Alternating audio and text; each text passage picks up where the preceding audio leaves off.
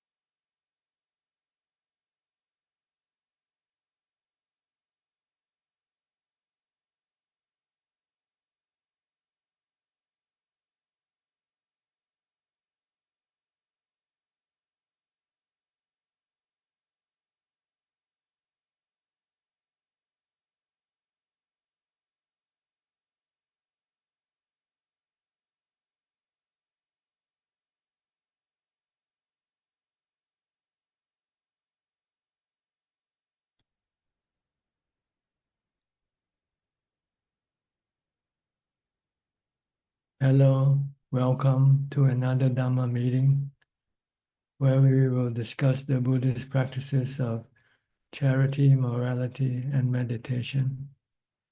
Everyone is welcome to join.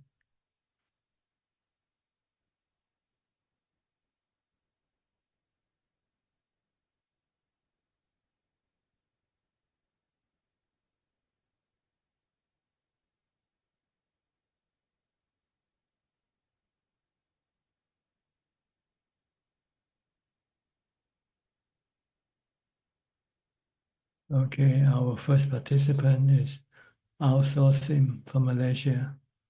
Hi, Al Sosim.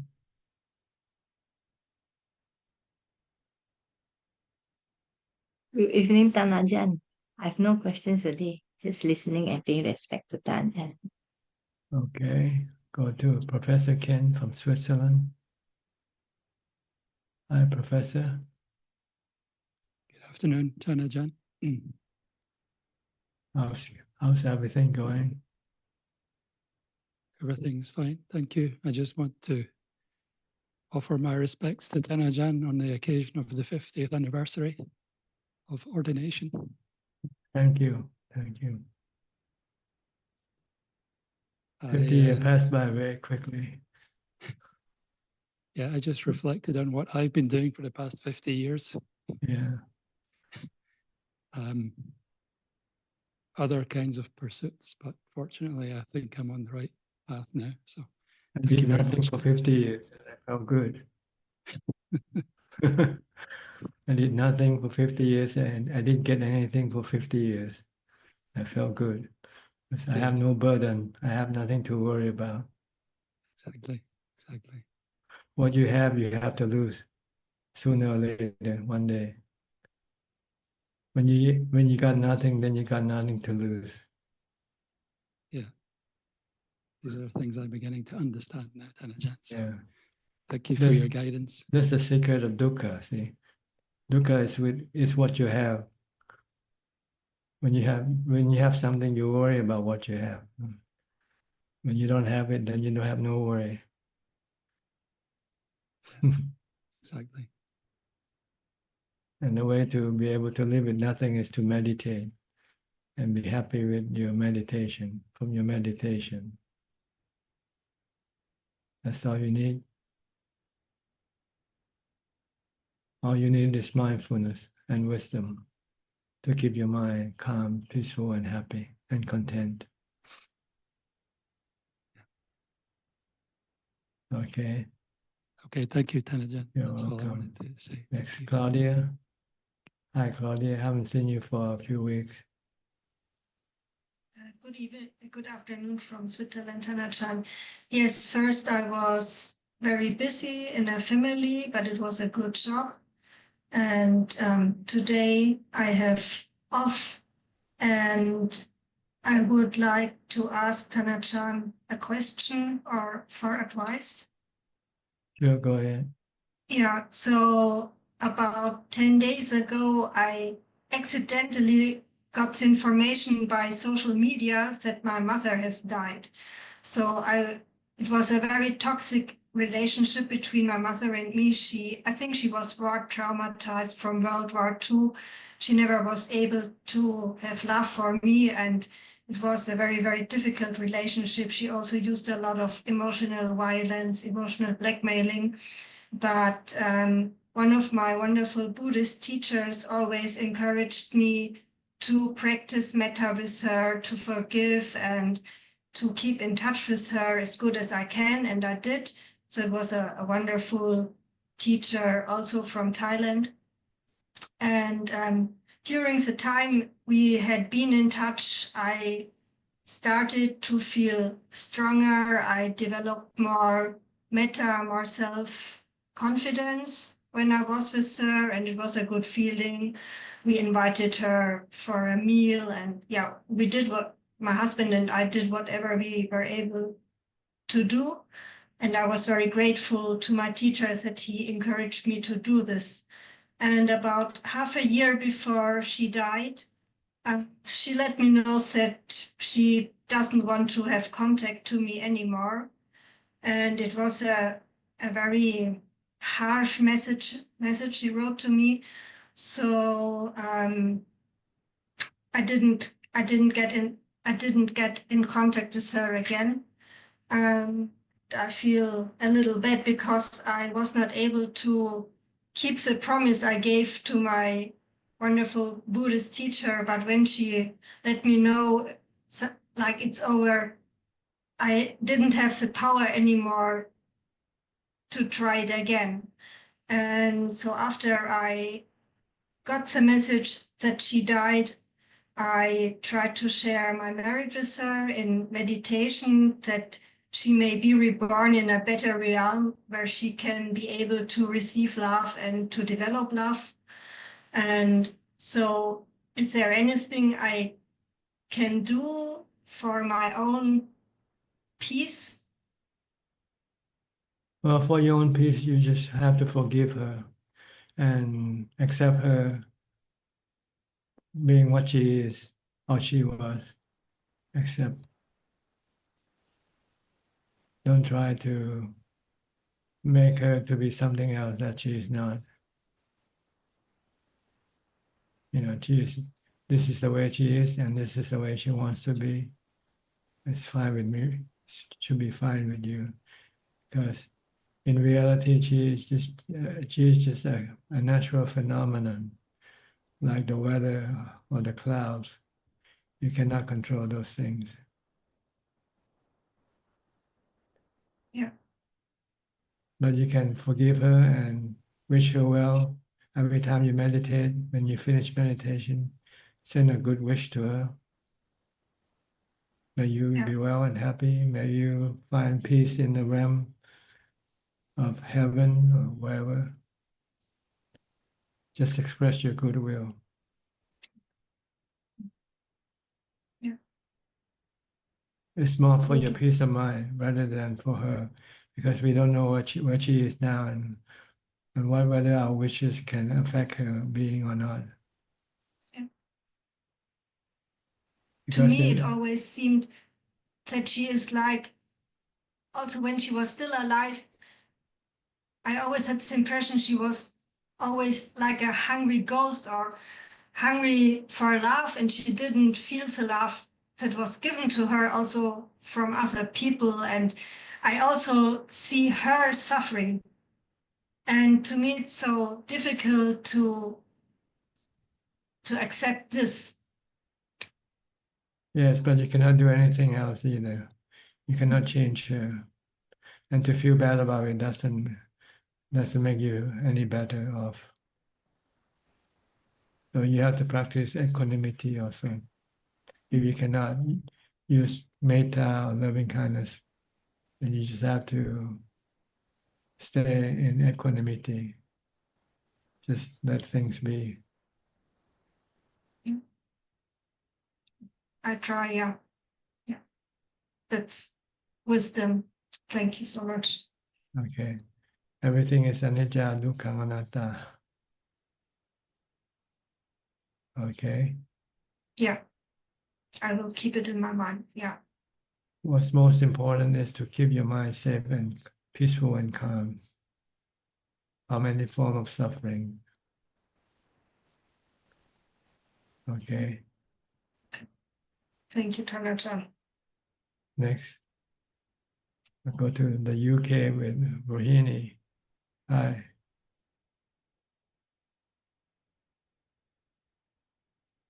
Good evening, Ajaan. I haven't got any questions. I just want to listen. You have Um, nothing to report. No, I just continue with the meditation as Ajahn advised me to do, and yeah, it's going well. So now I switch to Buddha. I think it's much better now. So when I'm not doing city meditation, I just continue with Buddha. Yeah. Are you happy with your practice so far? Yes, I'm very happy. Thank you. You can feel that you know how to control your mind now. Yes, I would say something like 60-70%, but it's still, yeah, it's much better now. Yeah. Yeah. Keep your mind always calm, not being attacked by your No, emotions. Compared to last year, it just I mean slip away, but much better than before. Yeah. Whenever you lapse in mindfulness, then you will be attacked by your own emotion. Yeah. So when Yes. you know you've been attacked, when you become emotional, then you have to recite the Bhutto to bring your mind back to rationality. Yes. Thank you. Yes. I will. Okay. Yeah. Good. Thank you. Thank You're you very much. welcome. Next, Alvin from Kuala Lumpur, Malaysia. Namaskar, Ajaan. I'm just here to pay respect and listen to the Dhamma. Thanks, no question. Okay, Mandy Smith from Canada.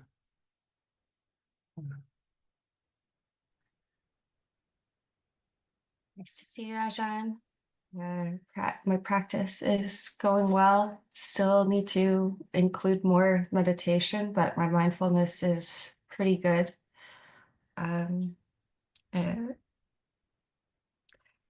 What an accomplishment for 50 years. So inspiring.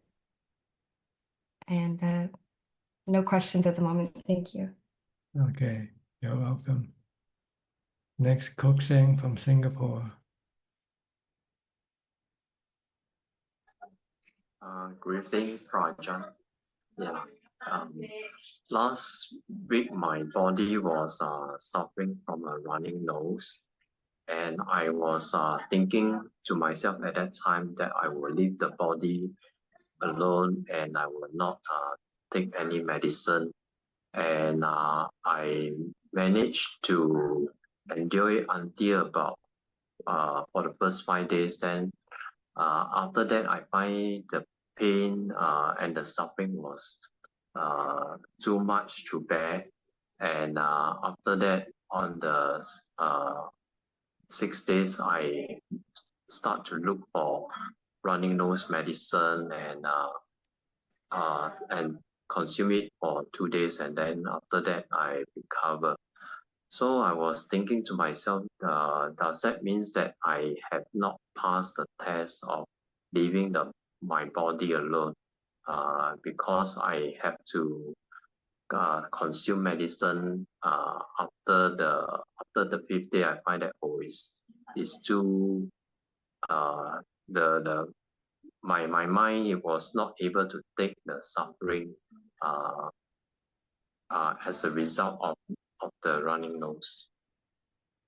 Well, it depends on whether your mind is suffering or not.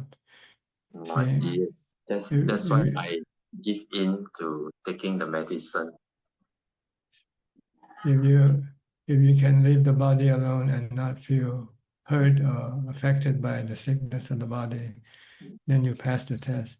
But if you still feel hurt or you feel worry or suffer from the sickness of the body, then you still haven't yet let go of your attachment to your body.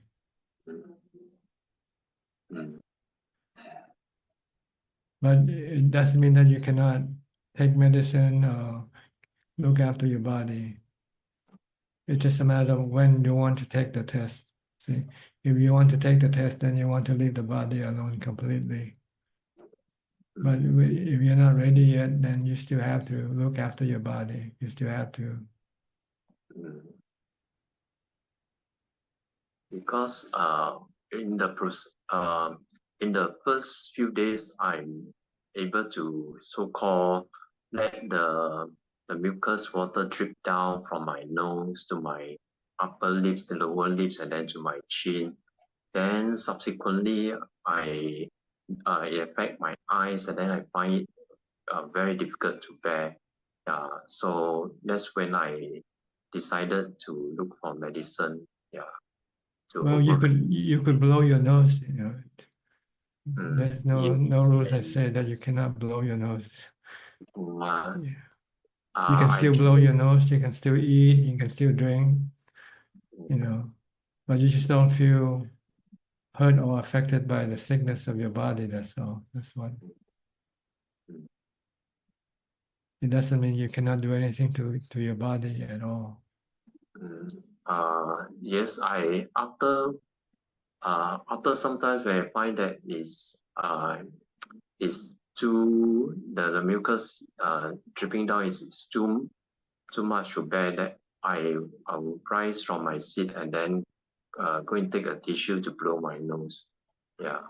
So I'm not able to leave the body as it is.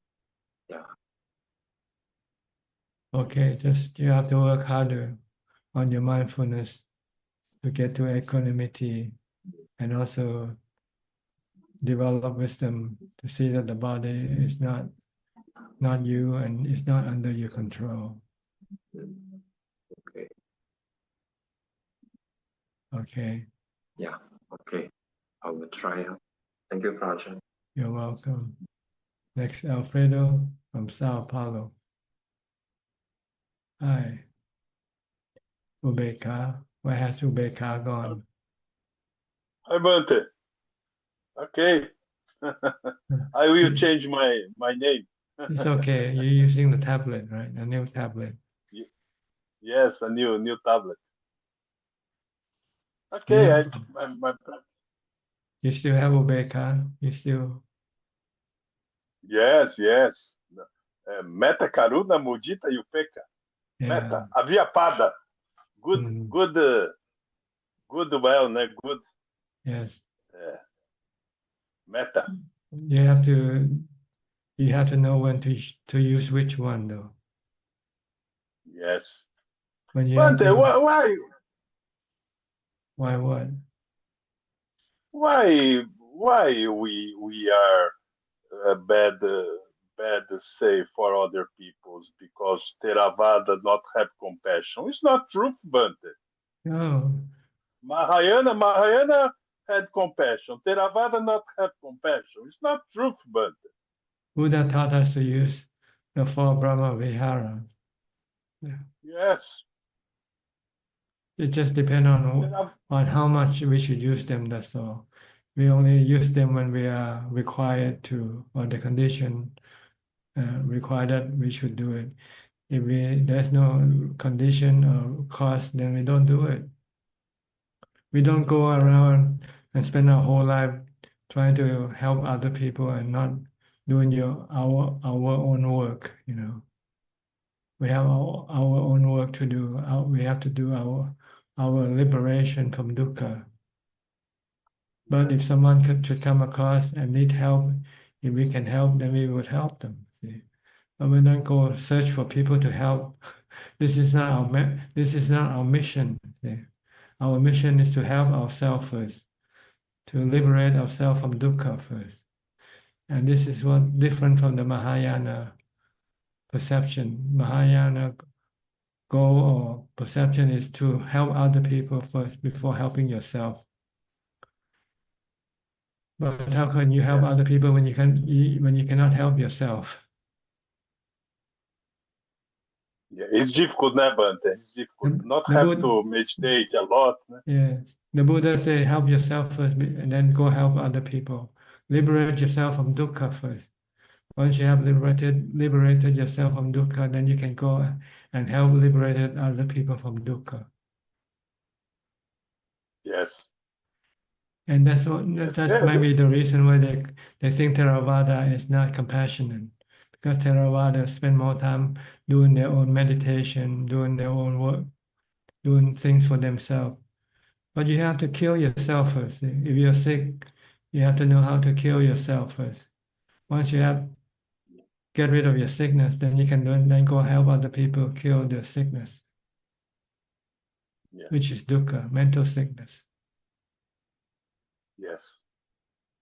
It's very difficult to be a bodhisattva, né, Bante, in Theravada. It's very difficult. Many peoples, many peoples. To be a Buddha, a bodhisattva is very, very, very difficult. Né? Well, see, if you were born and have no Buddhism to teach you, then you have to become a bodhisattva. You have to depend on yourself, because no one can guide you and tell you how to become enlightened. So then you have to rely on yourself to develop all the 10 perfections.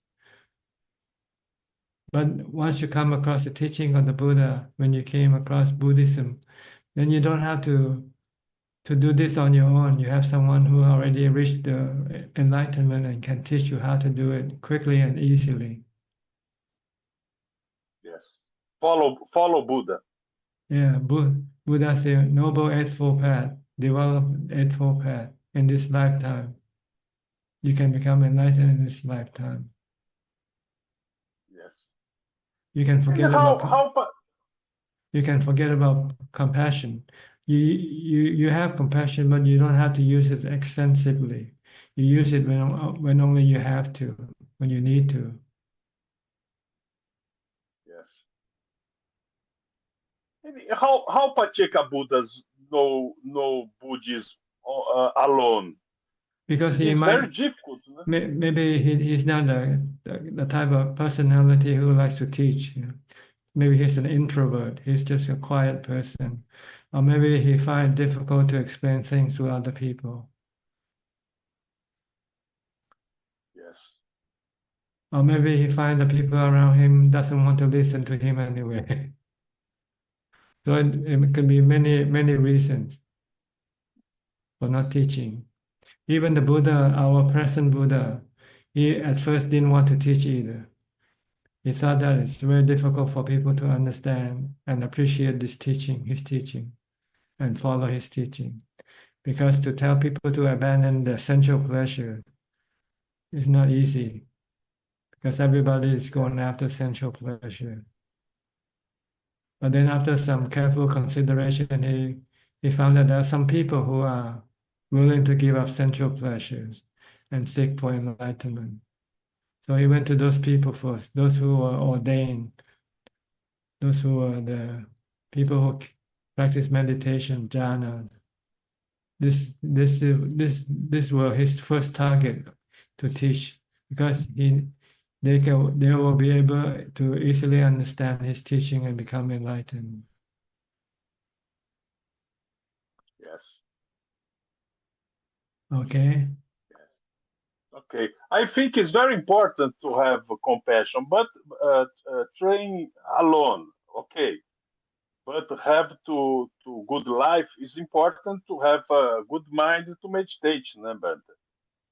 Well, you have compassion toward people who needs them. See, if they happen to be near you or come across, like you say, have a stray dog and he doesn't have food or something, you give him some food, you know. But you don't go look for stray dog and give food to every stray dog in the city, you know. Yes. Compassion with us, but compassion with us. Compassion with condition, you know. You have to have condition, because you have things that you still have to do for yourself. You still have to liberate yourself from dukkha, and no one can do Yes. this for you. It's a Even the big Bud- job. It's a big job. Even the Buddha could not do this for you. You have Yes. to do it yourself. Yes. So by becoming a monk or living alone in the forest appears to be not being compassionate, being selfish. But look at the Yes. Buddha, he did the same thing. He went to live in the forest and practice alone until he became enlightened. Then after that, he came out and then started teaching to other people for 45 years. Give him 6 years to liberate himself. And the rest of his lifetime, 45 years, he gave it to other people. Is this being selfish or not? Yes. It's good to practice. Best practice. Yeah. Kill yourself first. Take care of yourself first. Look after yourself. Make yourself well first before you can go make other people well. Yes. Let go. Let go. Ajahn just saying, let go. Yeah. You let go of everything by practicing. Yes. All right. All right, man. Thanks. Okay. Next step from Oregon. Must be cold for you. Don't you have a heater? Hi, it's like 50s, but it's very windy. We're in the middle of like a big windstorm, and that's actually Make it colder. yes, yeah, Wind- yeah. It's Wind chill. yes, yeah, yeah. It was like 50 degrees, but it felt like 29. It was kind of weird. But I'm dealing with a lot of fear because of the wind. Like we had widespread power outages last night. I didn't know if I was even going to be here. And I'm surrounded by these big trees, and I just feel very fragile in these windstorms, and I'm having a hard time calming down with Buddho, and I just don't know how to calm down with this weather. That's my question. Well, the Buddha teaches us to constantly reminding ourselves that we are subjected to aging, sickness, and death. So that's what I'm going through a trial right now. Yeah. And somehow you just have to accept it, that this will happen. Because what Buddha did, he just like, I keep thinking about him. He just like, when he was enlightened, he put his hand down on the earth and he said, I will not be moved. That was Tamara, but like, I keep trying to get that energy. Like, I will not be moved, but I don't have the Buddha energy yet. Yeah, you like equanimity, you like the meditation practice. Okay. You like jhana. So, well, okay, not enough jhana. Okay. So I think I have jhana, but then when this occurs, if I can't calm down, maybe I don't have jhana. Is that? Yeah, you don't have mindfulness even to get to jhana, you need mindfulness. And you cannot concentrate on Buddha, see. Okay. Okay. So you have to force yourself to recite Buddha, Buddha, Buddha, and say the heck with everything else. I'm just clinging to Buddha as my refuge. Okay, refuge. Okay. Yeah. All right, I got more practice. Okay. Yeah. After a while, your mind will calm down. If you can stay with Buddha for 5 minutes continuously. Okay. Okay. All right. Okay. Thank you. You're welcome. I'll keep practicing. Yeah. Next, Mahesh. Mahesh. Hi, Mahesh. Good evening, Tanajan. What can I do for you? One question I have is, there are some teachers who say to love your breath. So I heard one teacher suggest to treat breath as someone that you love, like an imaginary child or a parent or Buddha or someone that you love, so that you can always, when you come back to the breath, you're not thinking, oh I have to do it, but you're instead excited to come back to the breath. I don't know, is that will that create any attachment if we imagine the breath as someone, or is it a useful session? Well, maybe it varies from individual to individual. So if it doesn't work for you, don't worry about it. Okay. but if it works, is it will it create an attachment to that person that we are imagining the breath to be as we practice, or not? Well, Because if it's up to you whether you're going to have attachment or not. See, and whether you know you're having attachment or not also. Mm. So if you know you're having attachment, then just stop your attachment. The attachment can cause you to have suffering. Okay. But common sense tell you that your breath is not your Yeah. sons or your daughter or someone you love. Your breath Right. is just the air that comes in and out of your body. That's all. Right. Yeah, it's a temporary imagination to make me want to go Interested to in your breath. breath. Yeah. Right. Yeah. Okay. Yeah. I don't know if that works or not. This is the first time I ever heard of it. Oh, okay. Okay. And other question is like keeping the eyes open during meditation versus closed. Some, like, when do you recommend any time to keep the eyes open? Generally, it is recommend to keep the eyes closed. I understand. Yes, you should close your eyes to stop your defilement from coming out to the eyes and to other objects. You want to keep your defilement inside, so you have to close all your sensual organs. Then the eyes, ears, nose, tongue, and body. But the eye is the most important gateway for the defilement to come out and to disturb your mind. The other organs, the sensual organ, doesn't affect as much as the eye, because when you see something, you start to think and you start to have ideas about what you see instead of focusing on your breath. So it's an easily way for you to be distracted if you open your eyes. So it's better to close your eyes. What if I face a wall and keep my eyes open? Not all meditations, but some let's say if I'm sitting on a retreat or in one of the meditations, to face the wall and keep the eyes open, lowered. What's wrong with closing your eyes? I think sometimes I don't know if I'm getting into drowsiness, and when I keep my eyes open, I'll know, because I'll feel like my eyes are becoming closed if I have drowsiness. I guess that's the only thing. Yeah. Well, you can try it, see how it works for you between closing and opening your eyes facing the wall. Okay. If it works for you or not, I don't know. But eventually, if you want to enter the jhana, you have to withdraw from the body. Okay.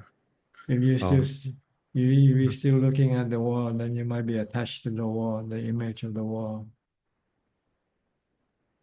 Okay. And another question is, like, for several years I've practiced Zen meditation where I didn't use an object, but whenever I realized I'm lost in thought, I just let go of thinking, and then again just come back to no object, right? Like, come back to just sitting. So during a retreat recently, I did like just a one day thing, one day retreat kind of a thing at a local center. I was doing all anapanasati, like mindfulness of breathing, closing my eyes. During such retreats, in the middle, since catching the breath is being with the breath becomes difficult. The first 1 or 2 sittings is good, but then later on, trying to get to the breath I don't stay on the breath. It's getting difficult. So if I switch on one of the sits to without using breath and keep my eyes open, looking at a wall, and then just keep coming back whenever I get lost, is that a good thing to do, or is it better to just close my eyes and just try breathing, even though try mindfulness of breathing? Well, you have to experiment, I guess, for you, which one works for you. But I never open my eyes when I meditate. I close my eyes and watch the breath. I recite the mantra. Okay. And even not using an object, not using breath as an object and letting off thoughts, even that is kind of, you probably, it's not a good idea. Or You repeat the question again. The dog barking is. Oh, okay. So even let's say the other aspect of my question, where one is keeping the eyes open, the other one is without using breath as an object, just let go of thoughts, right? Is that what do you think of that? Like without using breath, but just letting go of thoughts sometimes. Well, the goal is to stop the mind from thinking completely. How you do that, that's up to you. Okay. Can you stop the thought completely for 5 minutes without thinking? Just be merely knowing.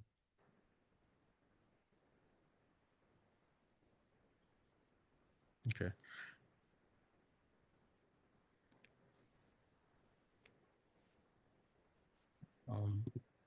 Yeah. Okay. Okay. Yeah. The goal is to stop thinking. Yeah. To still the mind. And whichever method you use it, that's up to you. There are 40 types of objects of meditation according to the scriptures that you can use as an object of concentration.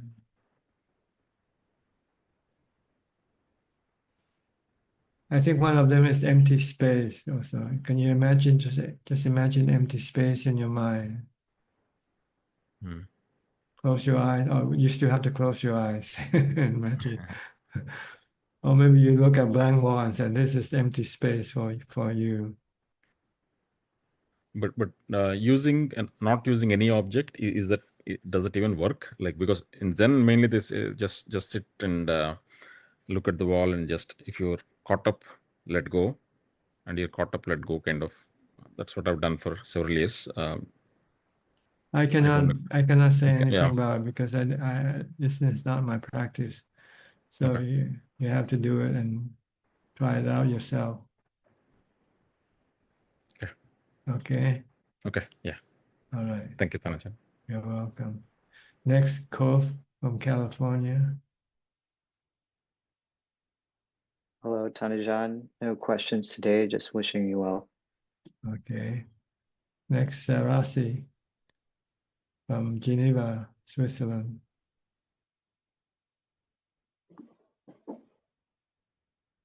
Good evening, Tanajan. Hope you are doing fine.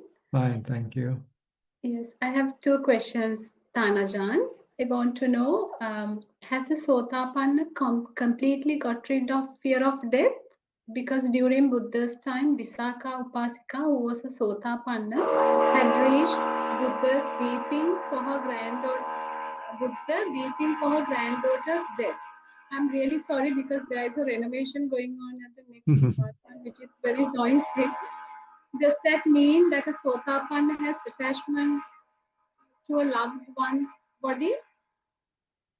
Well, you can shed tears for many reasons. So we don't know what's the reason for shedding tears on that particular person. But if she or he is truly a Sotapanna, then there's no fear of death. But there might be sadness to see somebody pass away. But not the kind of sadness it's not the suffering sadness. It's the I'm not sure what's the word to use. It's just sadness, when you see somebody die.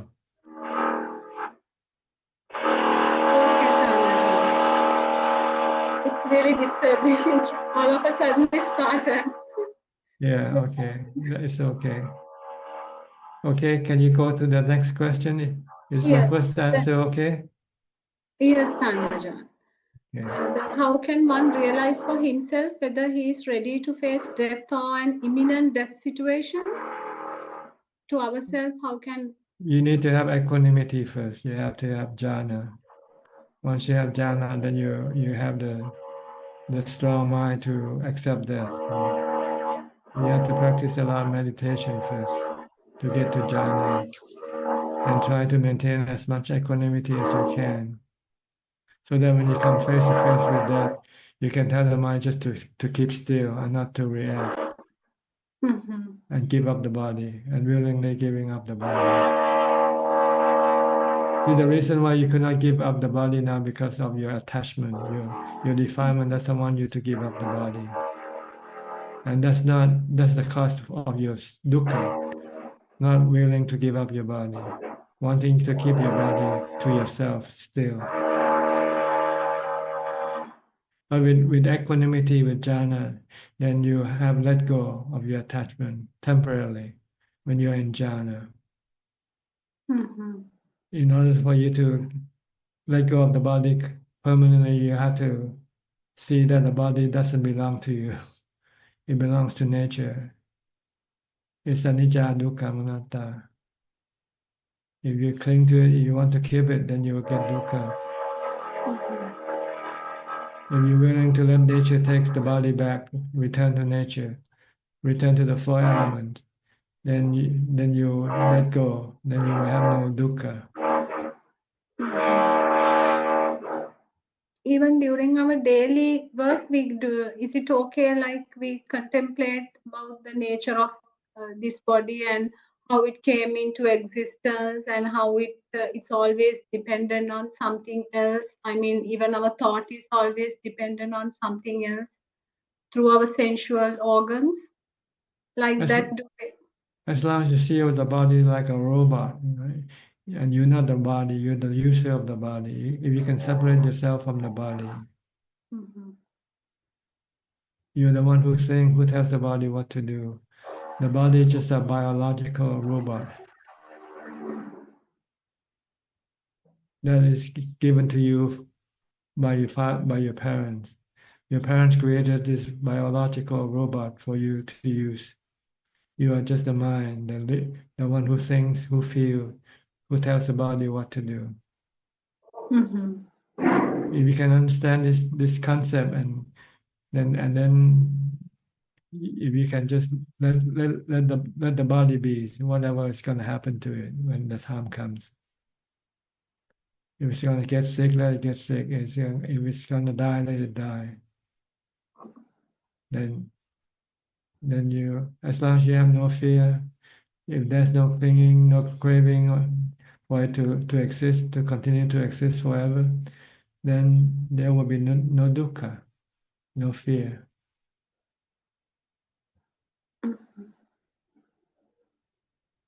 So you need both. You need equanimity to support your perception of wisdom. But for that, do we have long-term practice of meditation through development of equanimity through long-time practice, or? The length of time depends on the amount of time you put in. If you put in lots of time, then the length is shorter than if you put in less time. So if you become a monk, you have all the time to put in for your meditation, 20 hours a day. Then this won't take a long time to get to jhana. See? But if you only give it 15 minutes a day or half an hour a day for meditation, this might take forever for you to get to jhana. So jhana is extremely important to become, I mean, like to enter the status of a sotapanna, right? Yes, it's part of the Noble Eightfold Path, Samma Samadhi. And before you can get to Samma Samadhi, you have to have Samma Sati, right mindfulness.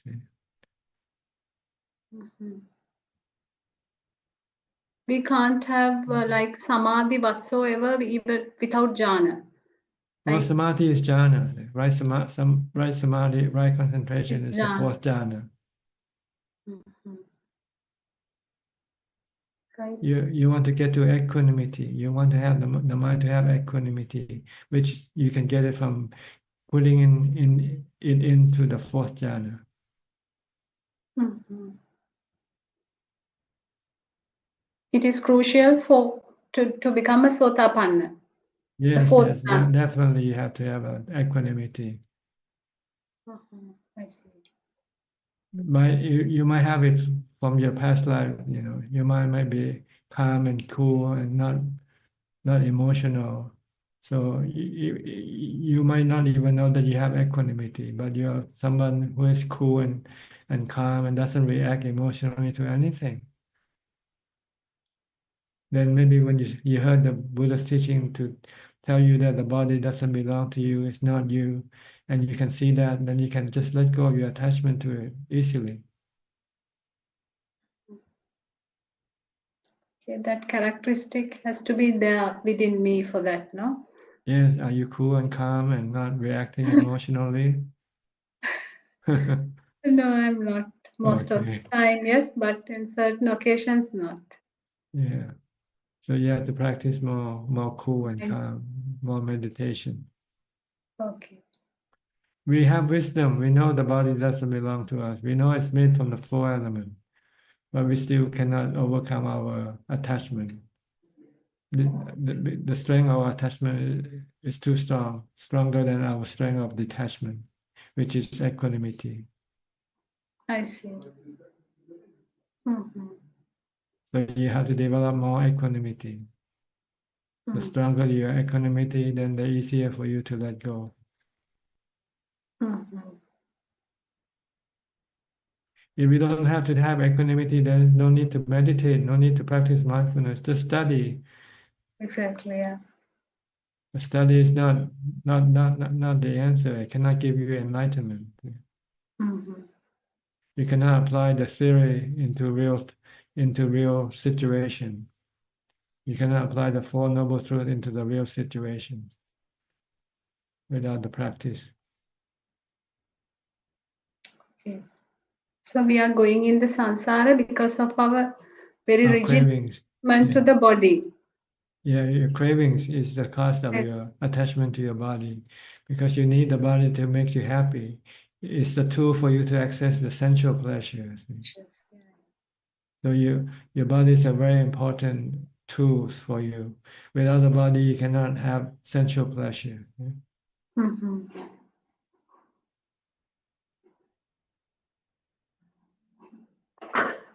Okay. Okay, Ajaan. Very happy to see you, and I wish you good health Okay. always, Thank you. Ajaan. Thank you. Sadhu, Same to sadhu, you. sadhu.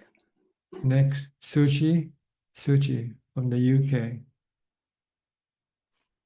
How are Good you? evening. Good evening to you, Ajaan. Yes. How are you? I am all right, thank you. I hope you are also. Yes, I am. Thank you.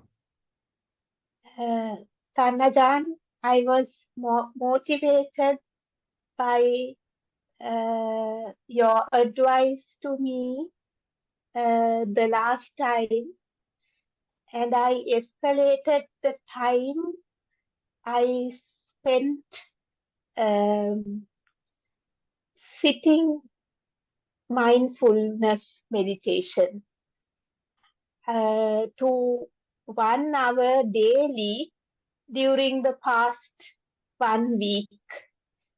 But of course, the mindfulness is not strong enough yet because the background thoughts come and go, and sometimes the mantra drifts away and I have to get it back. But I will work on it. I will increase the time I spend sitting, doing meditation, the mindfulness meditation. But also the time you have to spend developing your mindfulness also all the time. In your waking Yes. hours, trying to be mindful all the time. Okay. that thankfully, because of the solitude and isolation, is fairly successful. And thanks to the mantra Buddho Buddho, but that also needs to be improved. Thanajan, yes. Yes, you can also watch your body also. If you're not reciting the mantra, then you have to watch what your body is doing instead. Okay. Okay. We call mindfulness of the body, Kaya Kata Sati. Okay. You can use either one or alternating them or both at the same time if you want to. Watch your body and also recite the mantra at the same time. Okay. Can I watch the breath as the body? If you're sitting down, yes. But if you're doing something, it's better to watch what you're doing. Okay. Watch your breath only when you're not doing anything. If you're not doing anything, you're standing, you can watch your breath. Sitting. Okay. But if you're moving the body, then you should watch the movement of the body. Make sure that the body doesn't go do something wrong. Okay. I do walking meditation also inside the house. Fine. In the room. Yeah, just watch the walking then. Watch the steps. Okay. If you Okay, eat, if you're eating, watch what you're eating. Okay. If you're cleaning the house, watch what you're doing with. Watch what you're cleaning the house with. Just be with the body. Don't let your mind go think about other things. Be here and now with the body, or be here and now with the mantra. Keep your mind in the present, that's the goal. And be merely knowing and not thinking. Okay, I understand. Right. And I have one question, Tanajan. It was mentioned that it is pointless to contemplate metta without putting it into action. Is it of value using metta as a mantra in mindfulness meditation? Like chanting, may all beings be well and happy. If your mind is restless and agitated, and you could not use mantra like Buddha or watch your breath, then you can use this chanting to help you calm your mind down first. Okay, yes, especially in emotional situations like in anger, sadness, That's right. stress, If you cannot use mindfulness of breathing or body, then you use mindfulness of chanting instead. Chanting the four Brahma Viharas. May all beings be happy. Okay. I Sabbe understand. satta avera hontu, abhaya pacha hontu. Keep chanting that. After a while, your mind will then calm down. Then when your mind becomes normal, then you can use the breath. If you're sitting or you're doing something, just watch the body or use the mantra Buddha. Okay. Thank you. Okay. Thank you, Tanajan. All right, you're welcome. That's all for today. Try it out and let us know what happened. Yes, yes, Okay. I will. Thank you. All right, next is Philip from Kuala Lumpur, Malaysia. You're in the dark room. What happened? No electricity? Cannot hear you. Your microphone is unmuted, but somehow the sound doesn't come through. Okay. Can you hear me? Sorry. Just wanted to good evening, Tanajan. I just wanted to turn on the table light. I mean, instead of the ceiling light. Yeah. So I have no questions tonight. I'm just in here to pay my respect. Okay. I'll go to Aparajita in Dubai. How are you? Good. How are you, Fine, thank Tanajan? you. Good. Fine. Yes. I wanted to just share, like a few weeks or months ago, I asked you, would it be good to spend some time on my own? And I wanted to do that. And you said, you have to decide. And I wanted to do that. And then for a while, I was like, okay, but I don't have enough to get another apartment and all of that. And just a few weeks ago, I thought I don't need that much. And so I've just decided to just move into just a small room and with a bath and yeah, just to give myself more time. So just wanted to say that. Yeah, and just thank like you. just like staying in a temple, in a Exactly. monastery. Yes. Monasteries just have a room for you and nothing else, and a bathroom maybe, and a mat for you to lay down on the floor, and In a fact, pillow. yes, So, I thought yeah. I wouldn't have a bed. I would just have my yoga stuff, and Mm. maybe I can create my little Dubai temple room for myself. Yes. It is a good condition or surrounding for your meditation. When you, Yes. because there are nothing to distract you, no sensual pleasures, objects to distract you. Yes. And how did you find out? Well, it's like, when I first came to Dubai, I would stay in a sharing accommodation. Then you grow older and you become a bit like, I want my own house and everything. So it's like, I let it go. It's like, okay, go back to the way I was courageous when I was young and just like pack my bag and go off. So there are many small places that you can rent.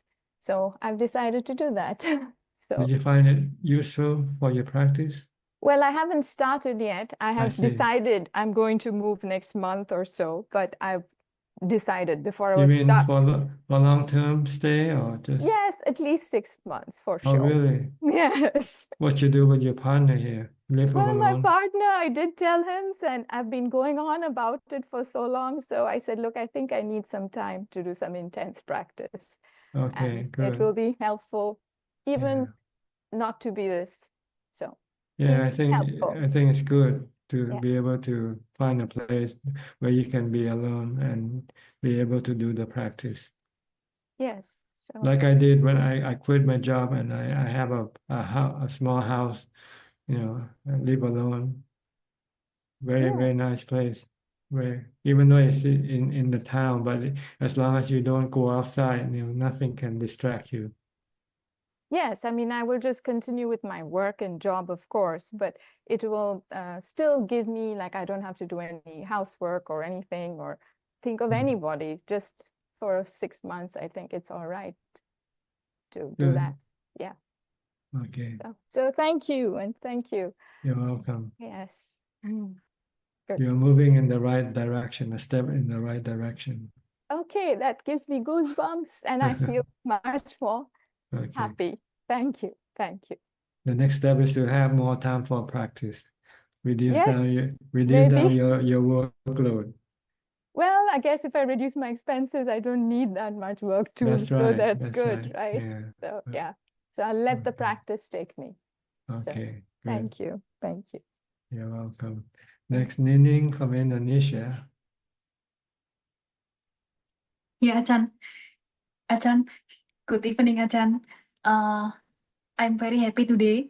My mother invites me to visit Ajahn. So I have already managed everything and already issued the ticket and everything from the end of March until early April. So, but the fact is, kisera sera, what will be, will be. But I have managed everything. That makes me very happy. Yeah, you do your part, and then whatever happens, let it happen. Let it be. Yeah. You Yeah. do the preparation, and when the time comes, if it's going to happen, it's going to happen. If it doesn't happen, it doesn't happen. Doesn't matter. Yeah. Thank you, Ajahn. Just to inform Ajahn about this. Thank you, Okay. Ajahn. You're welcome.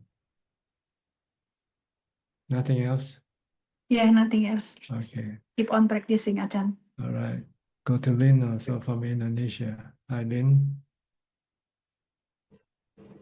Good evening, Tanajan. Hope you're well. Yes. How's your practice? very good actually. So You still continuing with your practice? yeah, yes. Okay, good. Because I stay by myself, so it's easy for me to Ah. do practice at home and also at work. Yeah, don't waste your time without doing the practice. Yeah. Yes, like when you mentioned before about when we get emotional, that's actually an indicator that we are not mindful. Mindful. Yeah, Yes, you lost your mindfulness. that's true. So when I realized that, I will go back to sitting meditation to calm myself down and to get that mental energy back up again. Mm-hmm.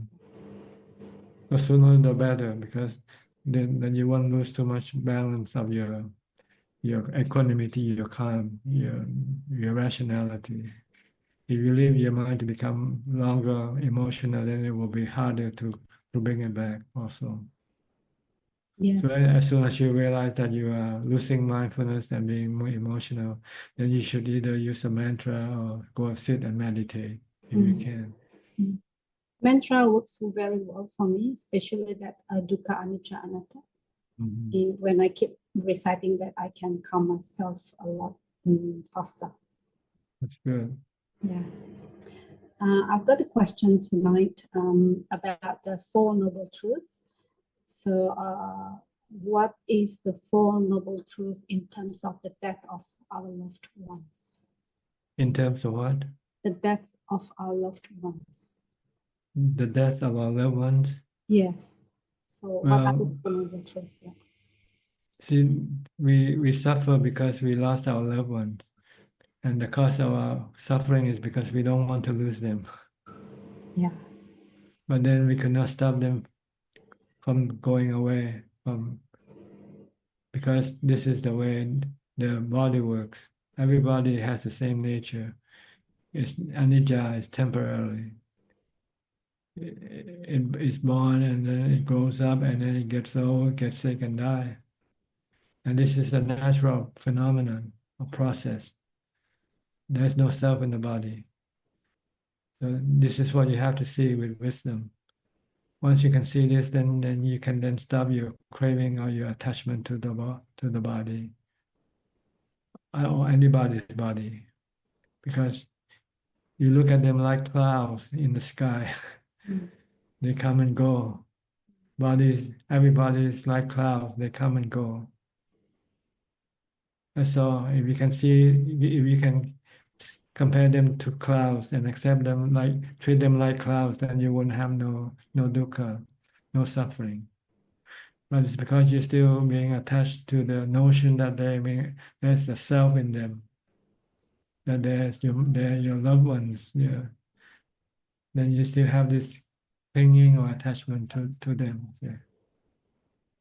So does it mean that the order is like the first noble truth and the second, and then go to the fourth, and then go to the third? Is that like that, the order? You use the fourth to stop the other three.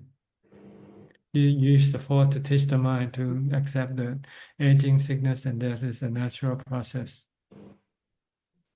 Once you're convinced, then you will stop your attachment or your craving for the person not to get old, get sick, or die. Once you can stop this craving, then there will be no sadness, no dukkha, no suffering. Then this is the third truth, nirodha. You need the fourth truth to be able to understand the first truth, which is anicca. Everybody dies, and then you use the fourth truth to get rid of your second truth, your attachment or your cravings to the body, by telling you that you cannot stop the body from dying anyway, and by craving for them not to die, it will only cause you suffering unnecessarily. So then you stop your attachment or your craving and let the body die. When that happens, then the third truth will appear, nirodha, the cessation of suffering. The suffering that you had will disappear once you let go of your attachment or your cravings for that body, not to die. So is that true that the third truth and the fourth truth can be only attained when we are enlightened? The fourth truth is what you develop, see. Sila, Samadhi, and Panya. The Noble Eightfold Path is the fourth truth. The Buddha said you have to develop the fourth truth in order to understand the first truth, and then let go of the second truth to realize the third truth. Okay. So like we as a lay people, or maybe not enlightened lay people, can also realize those. Everybody can become enlightened if you can develop the Eightfold Path. That's what we are doing right now. We're sitting here talking about developing the Eightfold Path, mostly about Samma Sati, right mindfulness and right samadhi. And we also talk about right view, which is anicca, dukkha, anatta. So once you have this in full gear, and then you can apply it when you have dukkha. When you lose someone you love, then you can say, oh, this is natural process. This is anicca. Then when you have dukkha because you cling or you crave for that body not to die. But you know that you could not stop the body from dying anyway. So why cling or why crave for that body not to die? It's senseless. It doesn't make sense. It only costs you dukkha. So when you realize that, then you stop this craving or desire for the body not to die. Then when you let go, let go of your cravings, then the third truth appears, the cessation of suffering. That is being caused by your cravings for the body not to die. Sometimes we can be partially realized that. So does it mean that we are partially enlightened? Well, you're just doing the homework. See? You have to face the real thing. Maybe not so much with other people dying, but with yourself dying, this is more important. You might be able to let go of your attachment to other people's body and don't feel bad about it. But when it comes to your body, this is the strongest part of your attachment.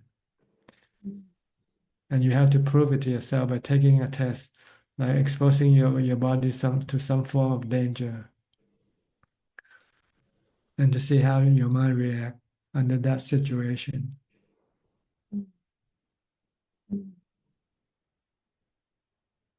But you use the same principle, anicca, dukkha, anatta, the body, not you. It's going to die. And if you have fear, it means you still have craving for it not to die. If you don't have fear, then it means you let go of your craving for it not to die. You're willing to let it die. So like as a monk, they can do Dhutanga practice. But for female monastic, what other practices that you would recommend to reach the same attainment? Like fear of death, like to get rid of the fear of death. Well, you might have to go find some scary place to practice alone, but safe place for human, but scary place like in a cemetery or something like that.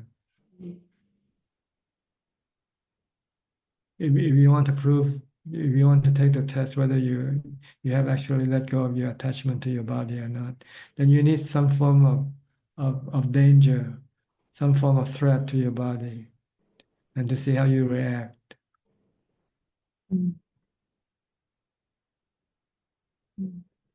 Or maybe if you live alone, somehow you have somebody invading your house and see at night and see how you react.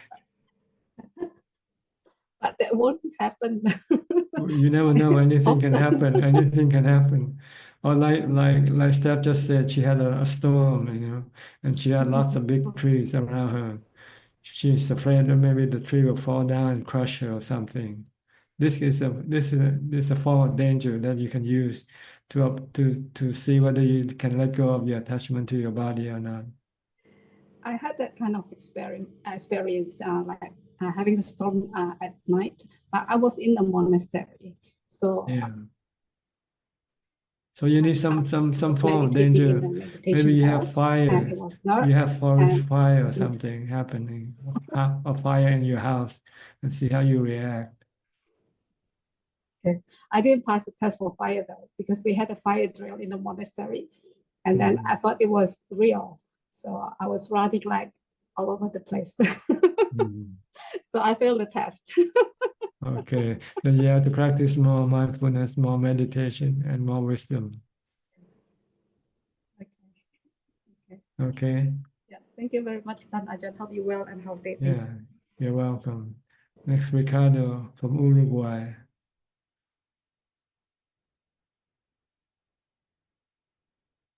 Hello, Tana-chan. Nice to talk to you. And first of all, I'd like to congratulate you for your 50th anniversary as a monk. That's 19th of February. Yes. And I hope 1975. yes, I remember that. I remember that day. A good day. It took a lot of effort to get to that point, though. It's not easy to decide and then eventually took the plunge. But once it's taken, then everything is good. Everything just flow toward your goal. No hindrances, no obstacles. Find the right place to practice, find the right teacher to live with, and everything just go easy. But you were very brave, and yeah, I think it's not easy to take that decision, but we are lucky that you took that decision, because after 50 years we have you as our teacher, teaching us the Buddha's words. So I congratulate you and thank you for all this time teaching so many people. And I hope for 50 more years to be here teaching us. Oh, I won't be here. Definitely I won't be here. I don't know if it will exist. I don't know when it's gonna happen. But sooner or later you're gonna have to go. So I don't look forward to anything. I just live from day to day. I count my blessing every day. I'm still alive. But it doesn't really matter, because if I'm not here, then I don't have to work. If I'm here, I have to work. You don't have vacations neither. Okay. I have two small questions, and it's a historic question. I think the Buddha never said about repeating Buddha, but who started this mantra? And I know it works, but I wonder who was the beginner, if you know that. Well, it's part of the 10 contemplation, 10 recitation, 10 objects of meditation, to think of the Buddha, the Dhamma, and the Sangha. And so the easiest way to think of the Buddha is just repeat his name, Bhutto, Bhutto, Bhutto. Instead of chanting Itipiso, Bhagava, Arahang Sama Sambuddho, you just use the word Bhutto alone. Make it short, make it easy that way. But I think it's widely used, I think, by Ajaan Man, I think, and in his teaching, I think he taught all his disciples to use mantra Bhutto, Bhutto. Okay, and the other question was what Lynn was talking about, and is the Dhutanga. Is it, I don't know very much about that. I know that some monks used to walk long distance for a few days.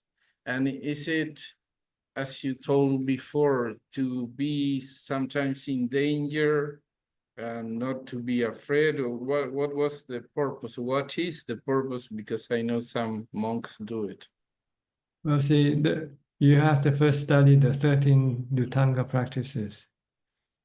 These are austere practices to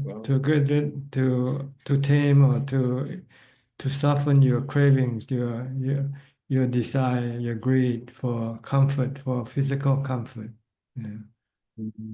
So Buddha I think they divide into about 3 categories: the usage of the robe, eating, and place to stay, and practice. I think there are 13 of them. Like going on arms round is one Dhutanga practice to encourage you not to be lazy. If you want to eat, you go on arms round.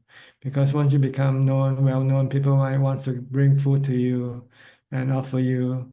But if you don't want to be lazy, you don't want to be pampered, then you have to go out every day to collect food. This is Bindabada. And eating food in the bowl, put everything in the food in the bowl. This make it that you don't want to enjoy the food. Like if you enjoy food, you want to put the food in separate plates, right? But once you put it in the bowl, then you mix it up. Then it's just not for pleasure of eating. It's just eating for filling the body up. That's all.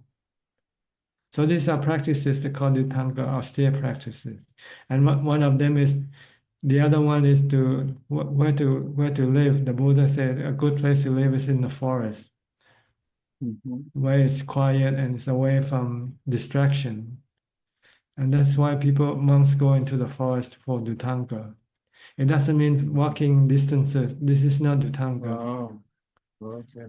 But you have to walk because in the forest there's no road, no cars. So you have to walk. But you still have to live not too far from a village to collect food in the morning. So normally you stay about 2 or 3 kilometers away from the village in the forest nearby, so that in the morning you can walk to the village and collect food for you. So the purpose of going to Dhanga in the forest is to seek seclusion, to be away from distraction and physical comfort. Too much physical comfort can make you lazy to meditate, to practice. If you live in a forest and you have no safe place to protect you, you are more alert, you are more mindful of the surroundings around you.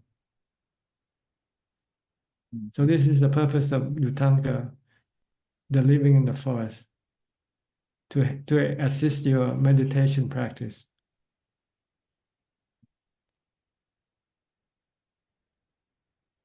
Study the 13 austere practices. They are practices for austerity, living austerity, not living in too much physical comfort.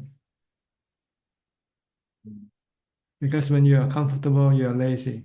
When you're not comfortable, you have to strive, you have to work harder.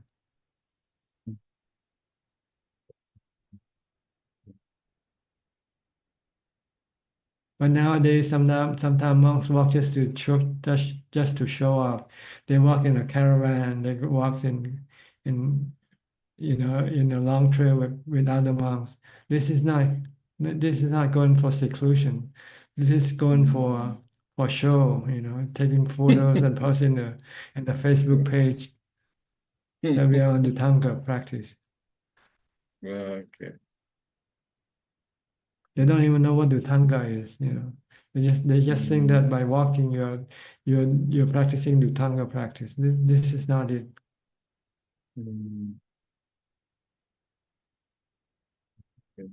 Very clear, and I thought as I saw many pictures, people walking, I thought that was what it was. Yeah. So And normally you should go alone or just 1 or 2 with you, and not in a big group. Without camera. You want to be alone. You want to be in solitude, in seclusion.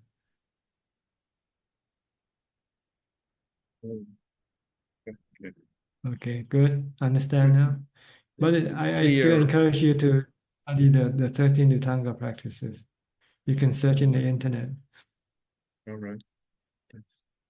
I with a friend, we are planning to spend the whole month of June in Dhutanga. Yes.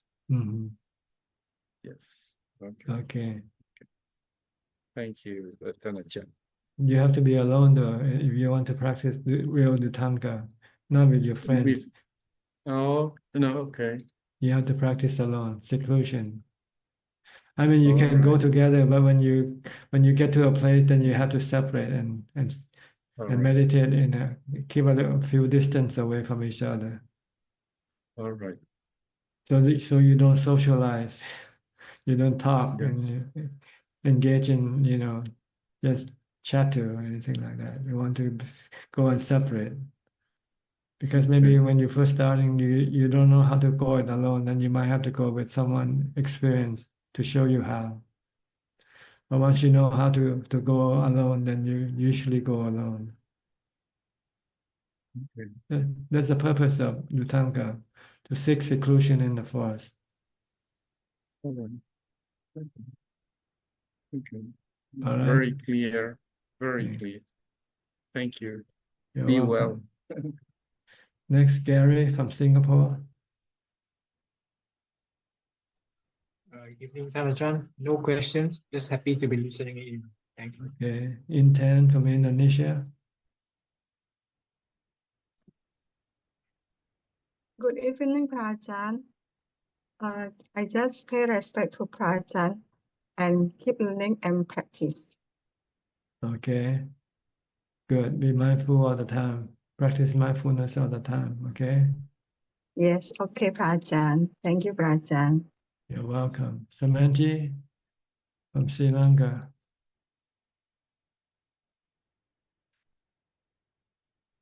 Hello, Tanaja. Nice to see you. Yes, good to see you too. Yeah, I have a couple of questions. Tanajan, this is kind of my observation. Why do the people who are born as Buddhists often take longer to realize the true meaning of Buddhism, while many converts, especially who are originally Christians, seem to reach the Sotapanna state or grasp the essence of Buddhism more quickly than Buddhists who are by birth? I'm not sure you can generalize that or not. Maybe This just is kind. This to is your kind own, of my observation, yeah. but that I've But seen it. I don't think it's true though. I think there are many Buddhists that you don't know that have realized enlightenment also. Okay. So it doesn't matter anyway. It just just observation. It's okay. But I don't think it's true though, because I know a lot of Buddhists who are Yeah. who are interested in Buddhism and in practicing also. Okay, Tanajan. Now my next question is: we know that the Buddha's Bodhisattva completed the paramitas over several lifetimes and was born as Prince Siddhartha in that particular birth, in his final birth, to become a Buddha. But why didn't he achieve enlightenment immediately instead of practicing for 7 years before finding the middle path? Because he didn't get to the wisdom part yet. See? He didn't develop full wisdom. He didn't understand. He didn't know the Four Noble Truths yet. So he need to. But over a long period, as Bodhisattva, he completed paramitas to become the Buddha, to become a Buddha. Still, he didn't know what you That's mean right. is, yeah. He didn't know the Four Noble Truths. Okay. He had to discover it in that particular birth.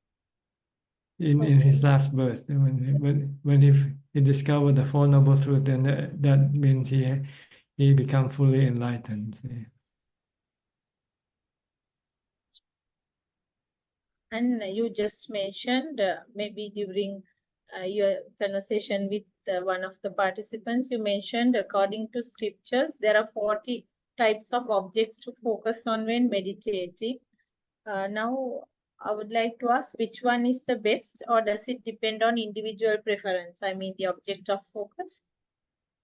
Well, all these 40 objects of meditation, they sometimes have specific what you call reason for using it. Yeah. Like when you're angry, you use metta, for instance. When you're angry at someone, you use metta, loving kindness, to calm your mind down. If you have sexual desire, then you have to use asupa, for instance. But generally speaking, for developing mindfulness, for meditation, for jhana, you usually use the recollection of the Buddha, Dhamma, or the Sangha, or you use the mindfulness of breathing, recollection of death, for instance. This can be objects of your meditation. You have to study the 40 Kammathanas. I cannot remember all of them. Where can we find them? Just search in the Must be on Google 40 Kammathana, 40. 40 Buddhist meditation objects, or something like that. Yeah, Thanajan, my next question is maybe related to psychology. I think I read this somewhere that there are brainwave states such as gamma brainwave, delta, alpha, and all. Like I read somewhere that entering jhana is a bit similar to reaching the gamma brainwave state in psychology. Do you know anything? Is there any truth to this? Well, see, the mind and the body can have effect on each other. So when the minds become calm, then the body also becomes calm. And so the brainwave will be different from when the body is not calm. So they're actually measuring the body, not the mind. Yeah. But just the effect the mind has on the body. Okay. But I think that I had one person asking me that he has a watch that tells him that he goes to sleep when he's in jhana, when he's actually meditating. I said because the watch cannot measure your whether you are mindful or not. See, when you're in jhana or when you're in samadhi, it's like going to sleep. But the difference is that you're not asleep. You're still mindful. If you sleep, then it means you don't have mindfulness when you go to sleep. But it's the same state that the watch is measuring with the body. Thanajan, thank you. And my next question is, Thanajan, how to use breath meditation, breath observation into daily life as a form of mindfulness practice? Breath observation. Observation of what? Observing breath. How can we make use of that in our day-to-day life as a form of mindfulness practice? Or you only use it when you sit down and meditate. You cannot watch your breath at other times. You should watch your body at other times instead. Activities, okay. Yeah. Watch what you're doing. When you're not doing anything, or when you're sitting down or standing still, then you can watch your breath. Okay. So how can watching breath help us overcome distractions? Maybe when we focus on breath, we forget other things. Or, Can you repeat again? how to use, how does watching breath help us overcoming distractions? Because then you ignore everything. So you just keep watching your breath. Like when you're watching football, sometimes you ignore everybody around you, right? So we can, does it mean that we can just watch and concentrate on anything than on our breath? No, because some of the things you watch it can make you become emotional. You don't want to watch anything that makes you to become emotional. So you watch something that is neutral, like the breath. Okay, we don't get attached to breath. There's no emotional involved. Okay. You don't get angry, you don't get sad from watching the breath. But if you watch a movie, you can become sad, or become happy from watching the movie. Okay, thanks. And my Okay. last, thank you. And my last question is, Thanajan, do we have to stop offering alms to monks if we get to know that that particular monk is not religious or virtuous? I'm referring to temple monks.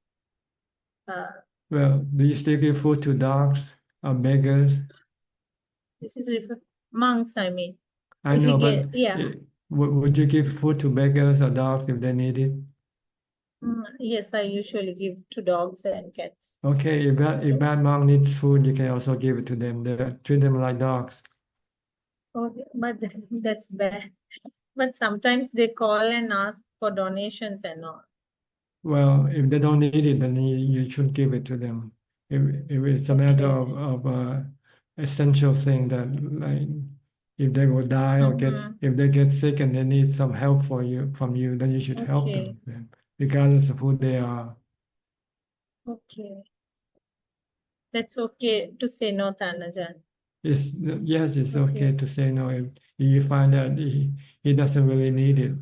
He doesn't really need your help. And you don't know what he's gonna do with your help. Sometimes he might abuse what you give it to him, then you should give it to him. Okay, Tanajan. Okay? That's all. Yeah, that's all I have for today. It's so nice talking to you, Tanajan. Yeah. But Wish you good. you shouldn't be not compassionate. When the time requires for you to be compassionate, you should do it. Don't use any excuse, oh, he's bad, you know. Okay. Okay. Even the snake, sometimes you have to have the snake if the snake gets sick, you know. But you just have to make sure that when you help the snake, it doesn't bite you. That's how you have to be careful when you help them. Okay? Thank you so much, All Tanajan. right, you're Nice talking welcome. to you. Okay. Next, Diana.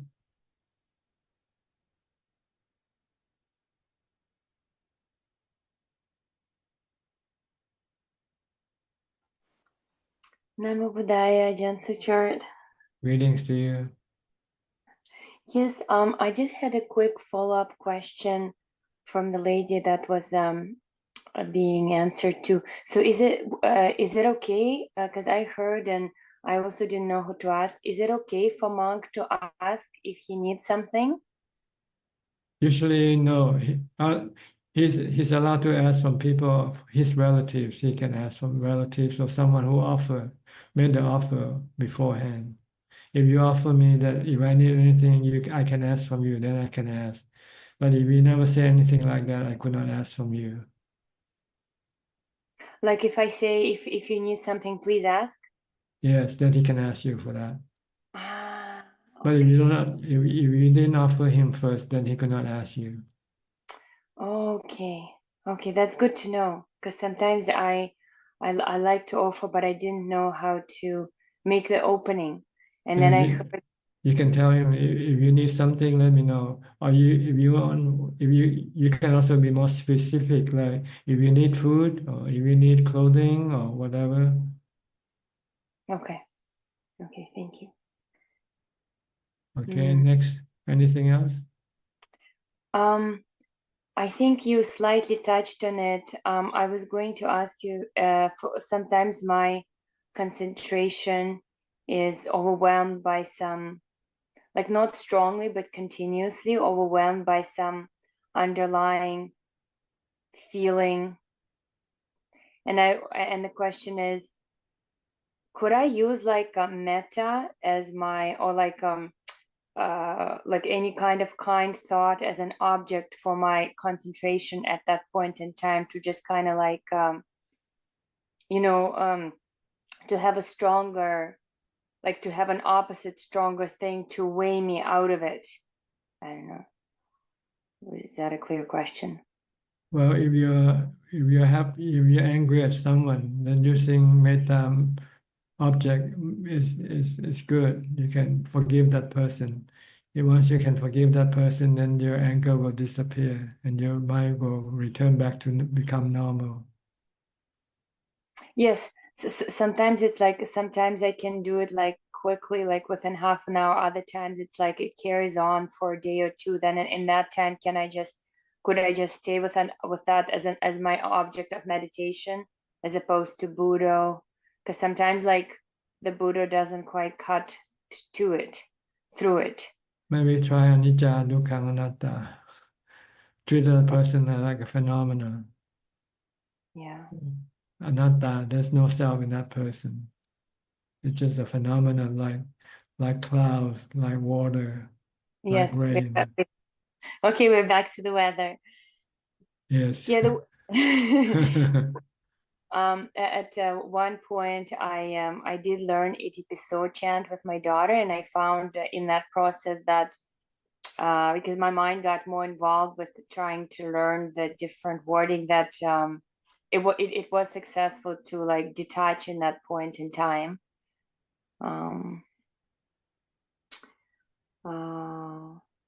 I think I didn't have a lot of sleep last night due to some throat sickness, so I was dozing off today and trying to stay with my breathing and sitting practice. But just going to comment on, I'm back to like 1 day sitting, the 6 precepts, trying to do like the 8 precepts once a week, but sometimes twice a week, like over the weekend. It's not when it's possible, but I just try to like, I guess the biggest change I see is I've become like a little bit softer with myself if the practice hasn't, because I'm in the working world and being with child, like I'm always thinking and preparing what to feed and what to close, what to study. So it's nice to just block off those days and just get away to the temple. Because due to the snow, we didn't do it last week. But okay, I think that's it. Okay. Just keep up the practice. Keep practicing. Don't give up. Occasionally you might slow it down if you have some other causes. But whenever you can, try to intensify your practice as much as possible. Mm-hmm. But don't get to the point where you become stressed out also. You have to take the middle path. Yeah, I think I was mentioning like last time, I become like really overwhelmed with all the housework that sometimes doesn't get done. Like a bookshelf broke down and all the books are still sitting on the floor, and eventually like I'll need to fix it. So you have to moderate your practice, reduce your practice load down first, and do whatever you need to do first. Well, it's kind of like I think like I'm not doing like a whole lot, just like 1 day sitting in the mornings, and then the rest of the day is just taken with mindfulness, going about more or less, and just trying not to, like if I didn't get something done, I'm not rushing around anymore, just really trying to focus on one thing. And like if I find myself that I am trying to do 2 separate things at the same time, then I just drop one. And like I do become nervous about it because there's just not enough time to get everything done. But then I just try to breathe and just do what I can and hope that more time will become available to follow on them. Yeah, just not enough time. Well, whenever you feel there isn't enough time, sometimes you have to take a look at the big picture. What happens if the world should end tomorrow? What's all the time we have for anyway? Try to look at the big picture so that life can end anytime, anywhere. So why worry about too much about this little thing that you have to have time for? Or not? Like stop the worry. Yeah. Just focus on. Yeah. You have to occasionally look at the big picture. Where am I going? I'm going to the cemetery. That's where I'm going. So why all the hurries? Why all the worries, right? Yeah. So like last month I took 2 days to do like a fast, and I found that the slowing down was very clear and like it was very helpful and useful in terms of lifting out of those thoughts. So I think I might try to get back to that. Yes. Okay. Sometimes your greed can be slowed down by the thoughts of anicca, of impermanent. Yeah, you know, I find that on my own, I do feel those tendencies. And then since I'm not on my own, you know, when my daughter says, oh, I want something tasty to eat, I just, you know, I forget. I'm like, oh, I also want something tasty to eat. Okay. Okay. Just keep practicing and keep occasionally thinking about aging, sickness, and death. Don't forget about this. If you can do this at least once or twice a day, every morning when you get up, yeah, I'm subjected to aging, sickness, and death, and separation from the ones I love. So you don't Okay. forget the big picture. I'll need to schedule that in, but that's a good practice. Thank you. Okay. All right, I'll move on to the next person, which is Joe. Hi, Joe. Can you hear me? นมัสการพระอาจารย์ครับ Can you speak English? Yes, I originally from Thailand. I just moved here to Canada 15 years ago. I see. Where in Canada? Niagara Falls. Niagara Falls. Okay. Yes. Can I help you? I'm good. How are you? Good. Yeah. Can I do anything? You have any question? No, just observing, and some of my friends join your class, and I used to be a Buddhist monk in Thailand too for over 10 years. So I think I have a lot of theories already. I just need more practice. Yeah. Yeah. Okay. Yeah.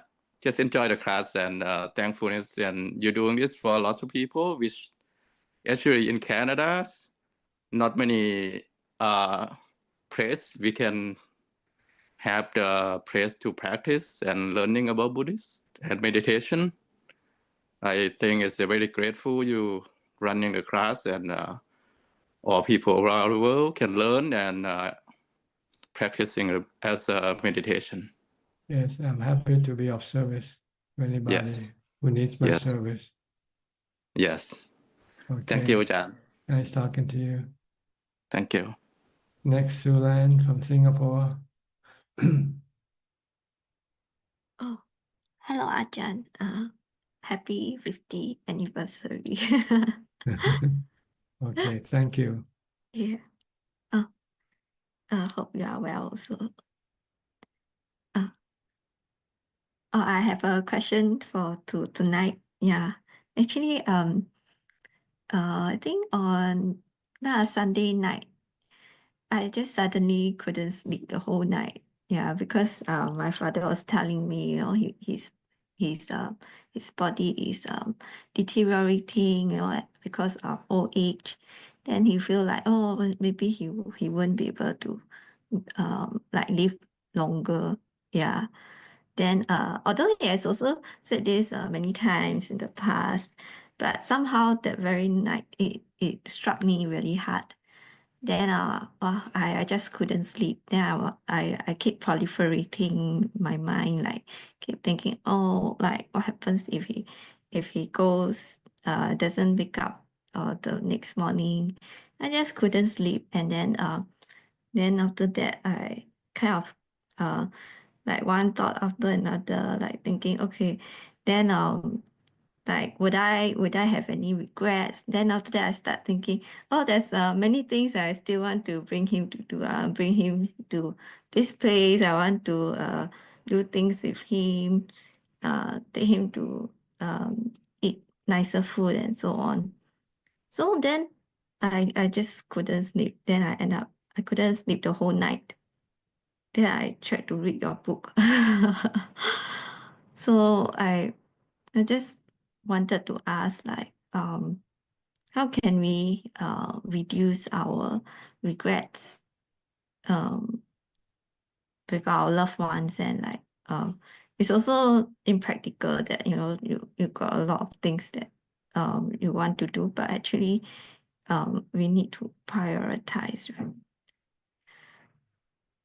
Well, you do what you can. That's all you can do, right?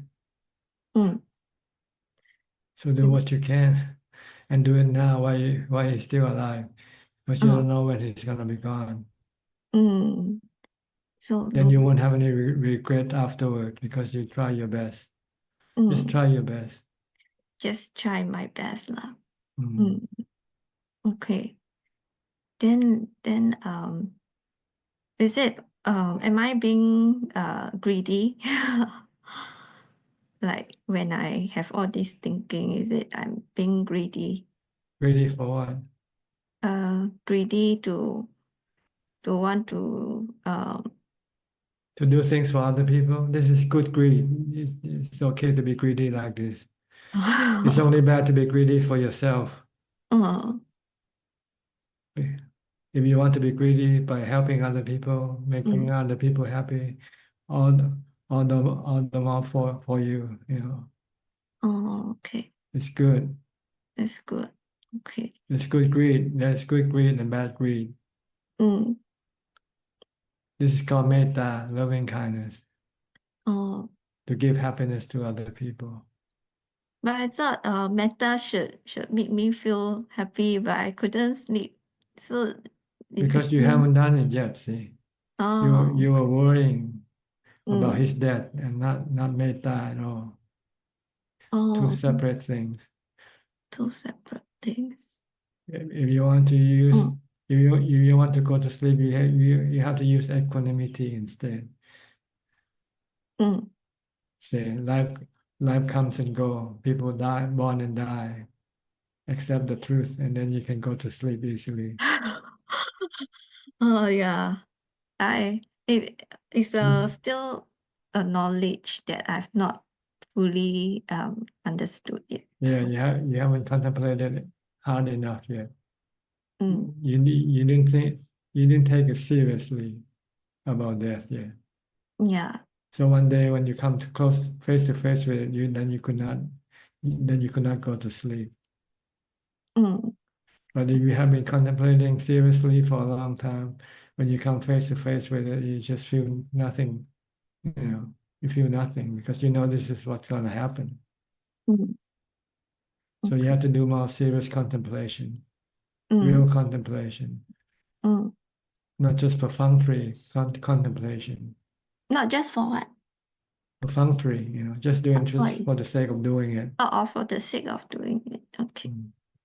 You have to do it to affect your mind, impact your mind, to teach your mind to accept the truth.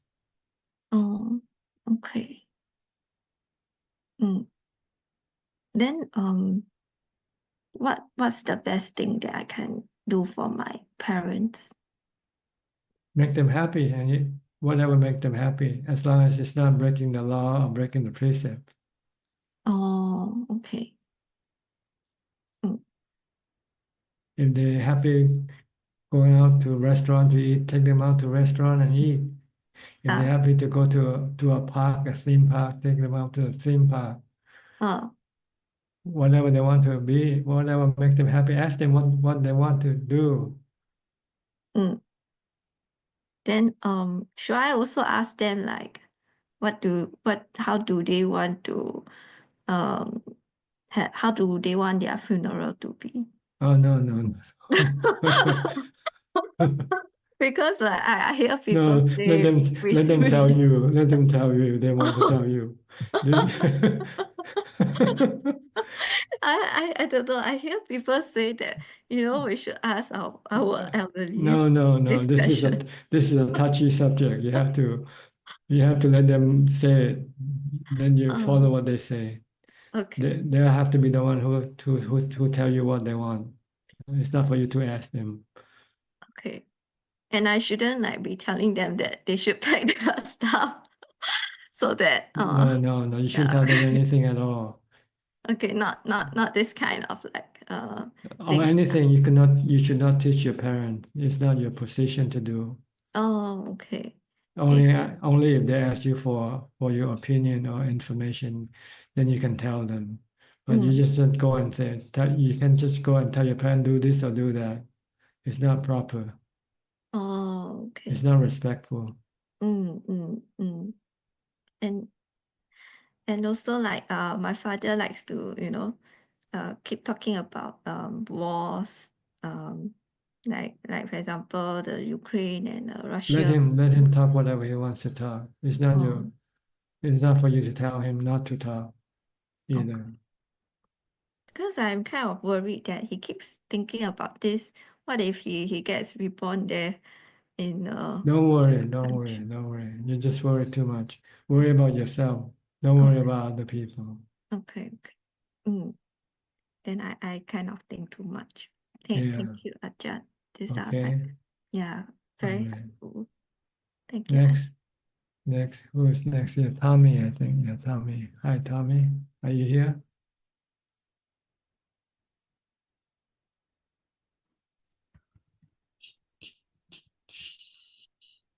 Namaskar, Kap. Can you hear me? Yes. Go ahead. Dhutanga.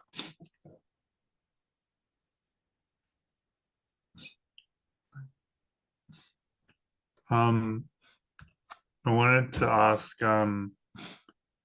coming up to 100 days living the hermit life. But I hurt my buttocks from sitting a lot, and I think I gotta go to the doctor. But because I live about a day's travel from the doctor, so I'd have to leave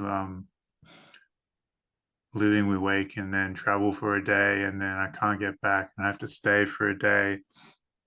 And I'm wondering if this is like restlessness. No, you have a valid cause for going. So this is not your cravings or anything like that. You have a valid cause. You have to go look after your body, take care of your body. So it's okay. Okay, thank you. And I also when this came up, because I've been ignoring it for a week or so. But then because I need my parents' help to get to the train, and we end up having this big kind of argument about it. And then I always have this recurring thought, I should go find, somewhere that's really awake, and then I can just be alone. Or then I get restless and I start thinking about coming back to the monastery. But then I also have this feeling that says this is like the worst decision you'll ever make if you leave this situation, because my practice hasn't been like this for a long time. You just take a brief recess. That's all.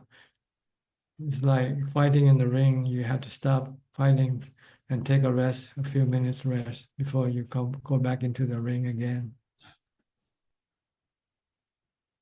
So if that's a valid reason, then it's okay. Okay.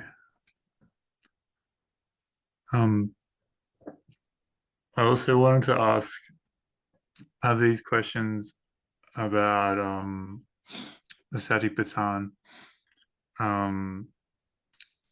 So Guy, the body, what's the relationship to somebody who's doing Buddha? Oh, there are different objects of practices. When you use Buddha, you are developing mindfulness, stopping the mind from thinking. When you study the nature of the body, he wants to teach you the truth about the body, being anicca, impermanent, being dukkha, if you attach to it, and being no self. So it's a different work, it's a different type of work. When you recite Buddha, you are stopping your mind from thinking, so you can get into jhana. But when you study the nature of the body, you want to be able to understand the nature of the body and let go of your attachment to the body. So Buddha isn't a foundation of mindfulness? It is. It's one of the 40 kamatanas that you can use to develop mindfulness. See, in the foundation of mindfulness, there are three practices, three separate type of practices. First one is the development of mindfulness by being mindful of the body, for instance. Or then the second is the practice of meditation to get into jhana. When you sit in meditation and using the breath as the object of concentration. Then once you have jhana, then you go to the next level, which is wisdom or panya, to study the nature of the body, the feelings, and the mind, that they are all anicca, dukkha, anatta. If you don't want to have any dukkha, then you have to leave them alone. Don't be attached to them. Don't try to control them because you could not. So,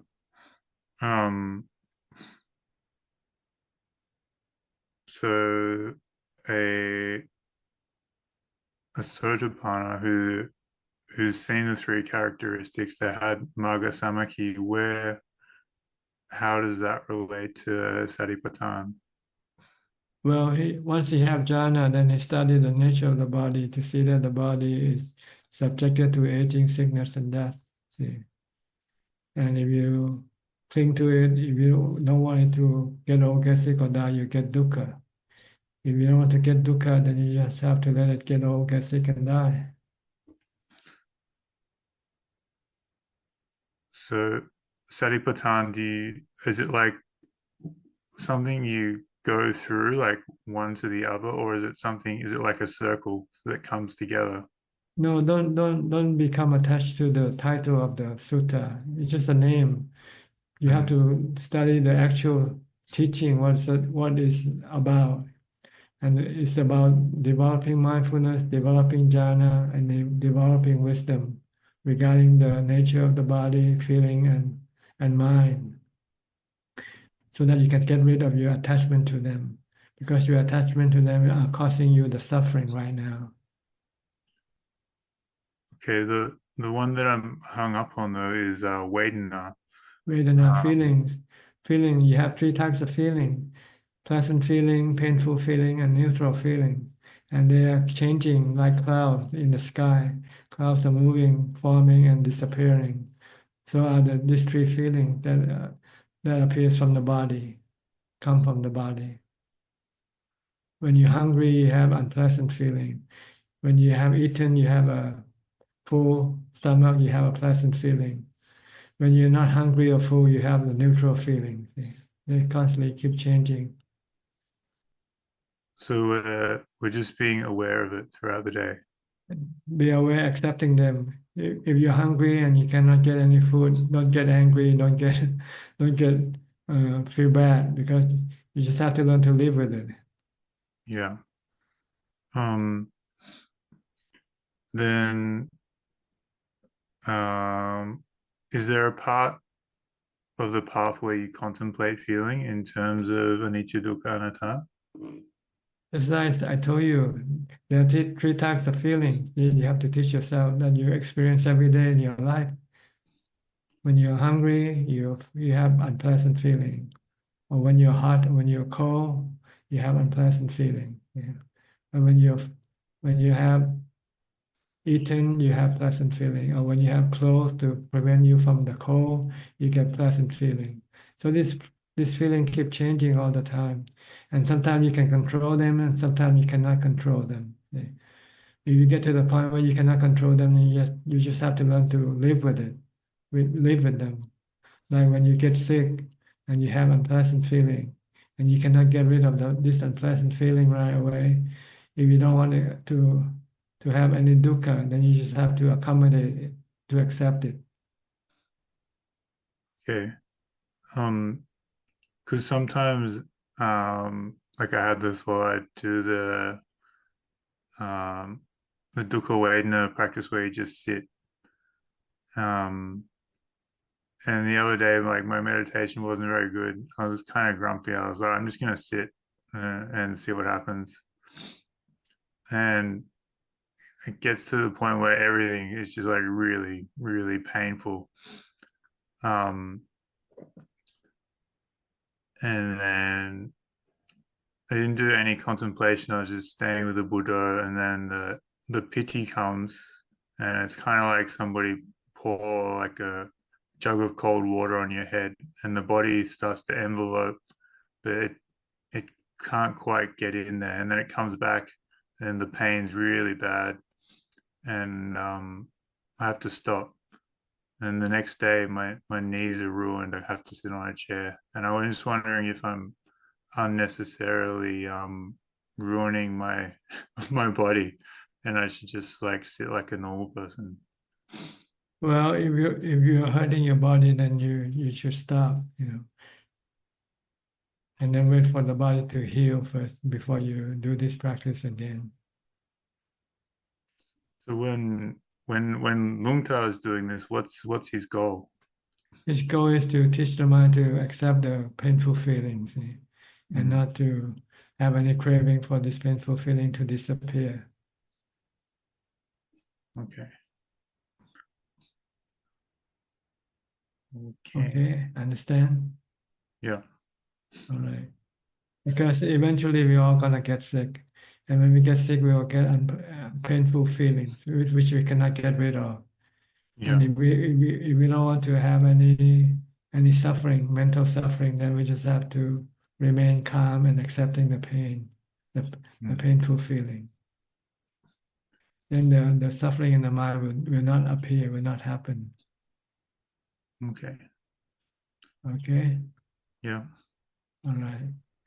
Next, Sri and check. You haven't started your travel yet?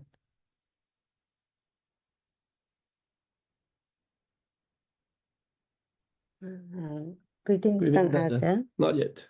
Not yet. Tomorrow. Tomorrow. Everything ready? Everything packed? Not sure yet. Don't forget anything. Make a checklist. Make a checklist. Don't rely on your memory because you can forget easily. Yeah, sometimes we forgot the date. That's what we are most worried about. Forget about the date. The date. Oh, the date. Yeah.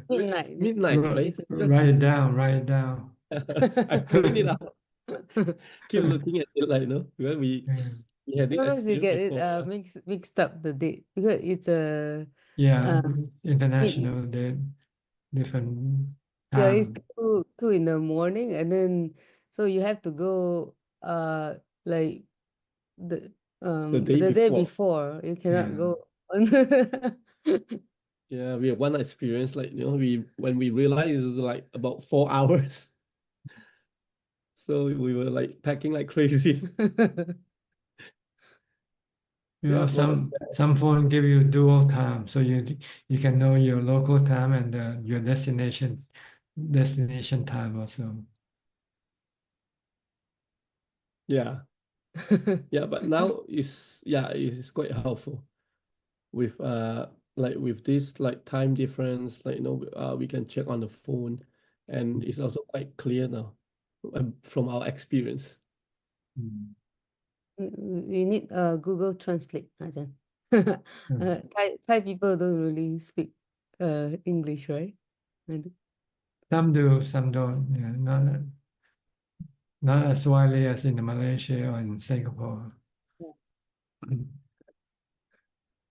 Yeah, so we have that. Okay, do you have any question before you go? From last week when I was sick, Tanajan, like, because I was focusing on the feeling, right? But I was focusing on the breath, but the breath always bring out the unpleasant. When I was sick, and then when I focus on breath and either like coughing or congestions, like that feelings. Well, this is part of being sick. See? You cannot avoid it. You just have to accept it. Don't have any aversion for it. The reason why you feel bad mentally because you don't want the body to get sick. You want it to be well. So you have to adjust your attitude, change your attitude from trying to reject the sickness and try to accept it instead. Okay, let it cough, let it do whatever it wants to do. Okay. Yeah. Then you won't have any suffering. You won't have any mental suffering because you accept the reality of the body. Kan Ajahn, in order to accept the reality of the body, like our mind need to achieve certain calmness. Well, you have to have equanimity. Yes, a certain calmness, where you can then not reacting to the body situation. Let the body be, leave the body alone. Let it be. If it's gonna get well or not, doesn't matter. Just let it be. You can take either way. But if you're not calm, your defilement wants the body to get well quickly. And when it doesn't happen, then it costs you the mental suffering. Yeah. So don't expect anything from the body, since you cannot control the body. Just take the body as it comes. If it's sick, okay, let it get sick. If it's well, then okay, let it get well. You should be able to take them both, either well or sick, equally. Then there will be no dukkha in the mind. But if you only want well and no sickness, then you'll get dukkha when it doesn't get well.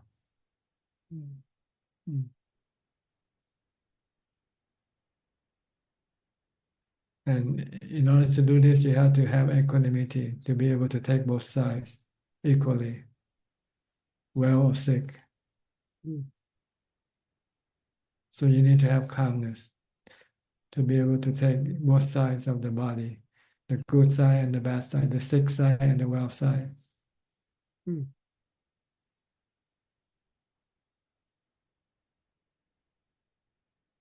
Because you have no choice. Anatta is not under your control. You cannot control like an air conditioner, in which you have you can adjust the temperature as you like. You cannot lower the fever in your body, can you? By remote control.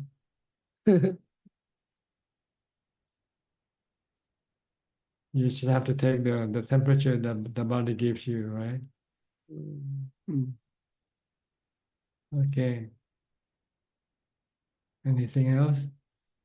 Thank you, Tan. Thank you, Tan. Yeah. Okay, see you in person soon. Hopefully.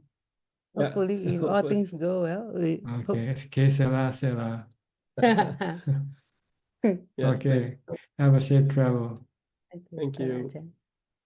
Next, Belinda from Singapore. Good evening, Tanaja. So I'm happy to know that Sri and Jan came over and visit Tanaja. Yes, that's the plan. Okay. All will be well. May all be well. Yeah, who knows? No one really knows what's going to happen tomorrow. Expect the worst, hope for the best. Yes, okay. And okay. Anything else? And that's all. Thank you, Tanaja. You're welcome. Dr. Piao and Indira.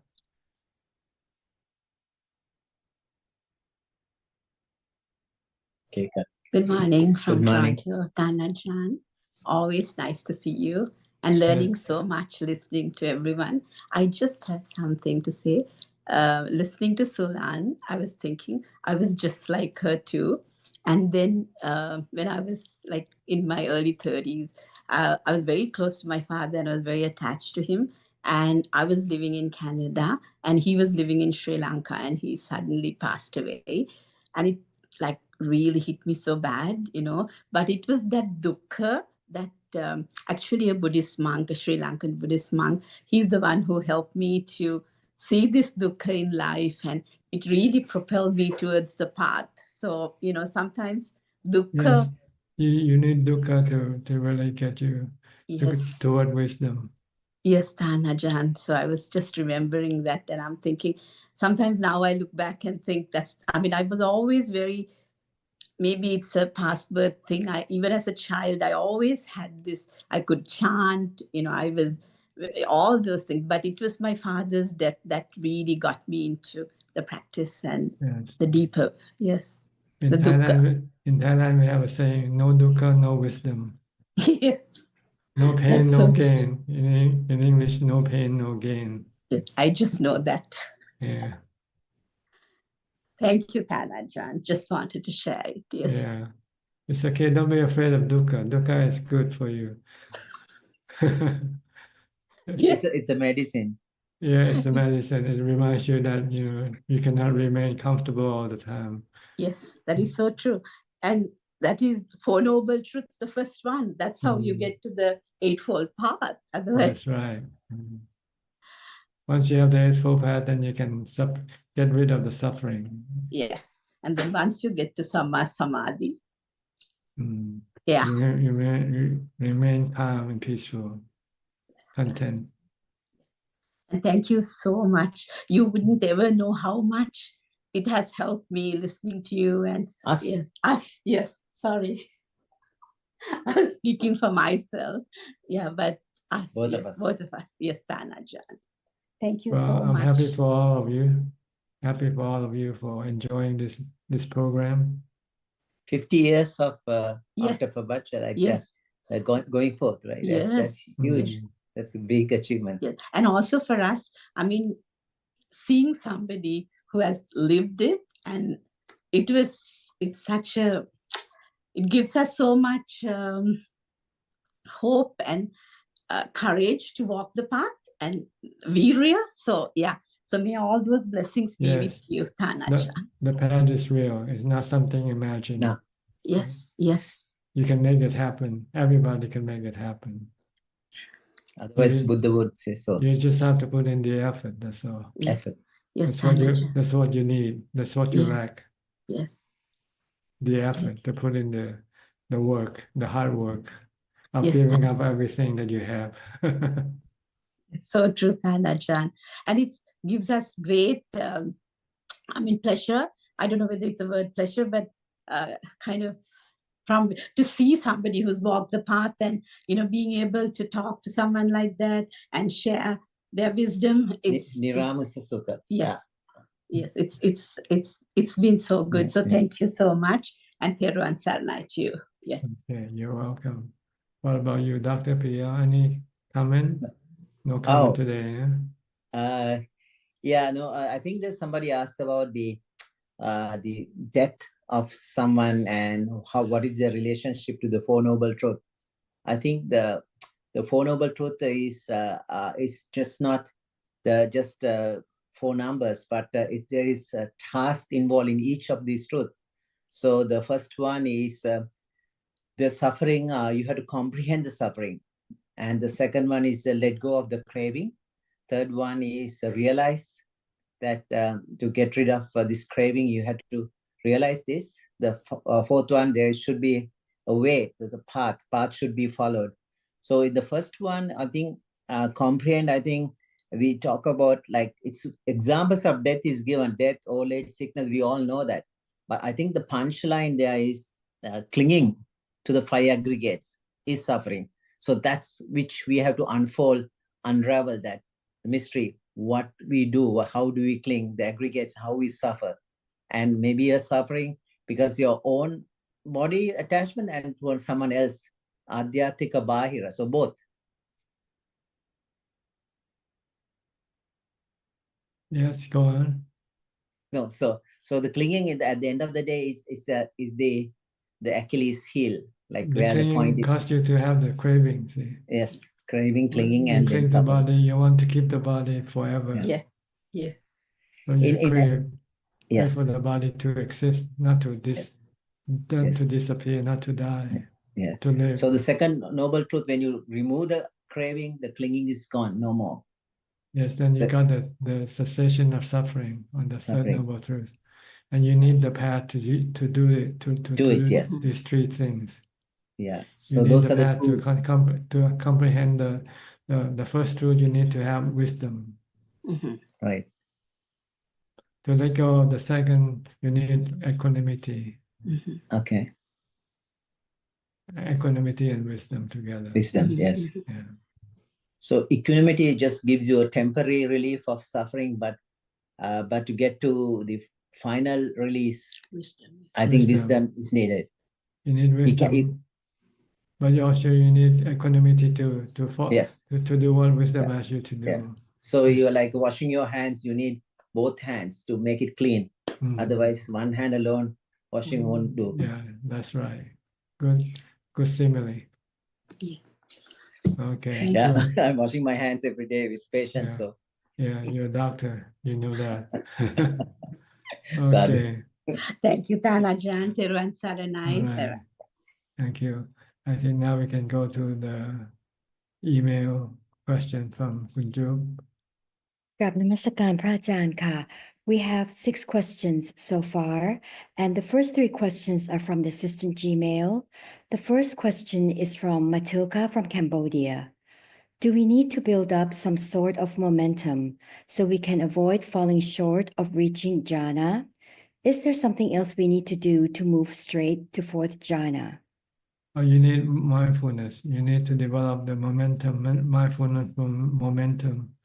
The stronger the mindfulness, then the easier for the mind to enter into jhana. The next questions are from Wan Wen.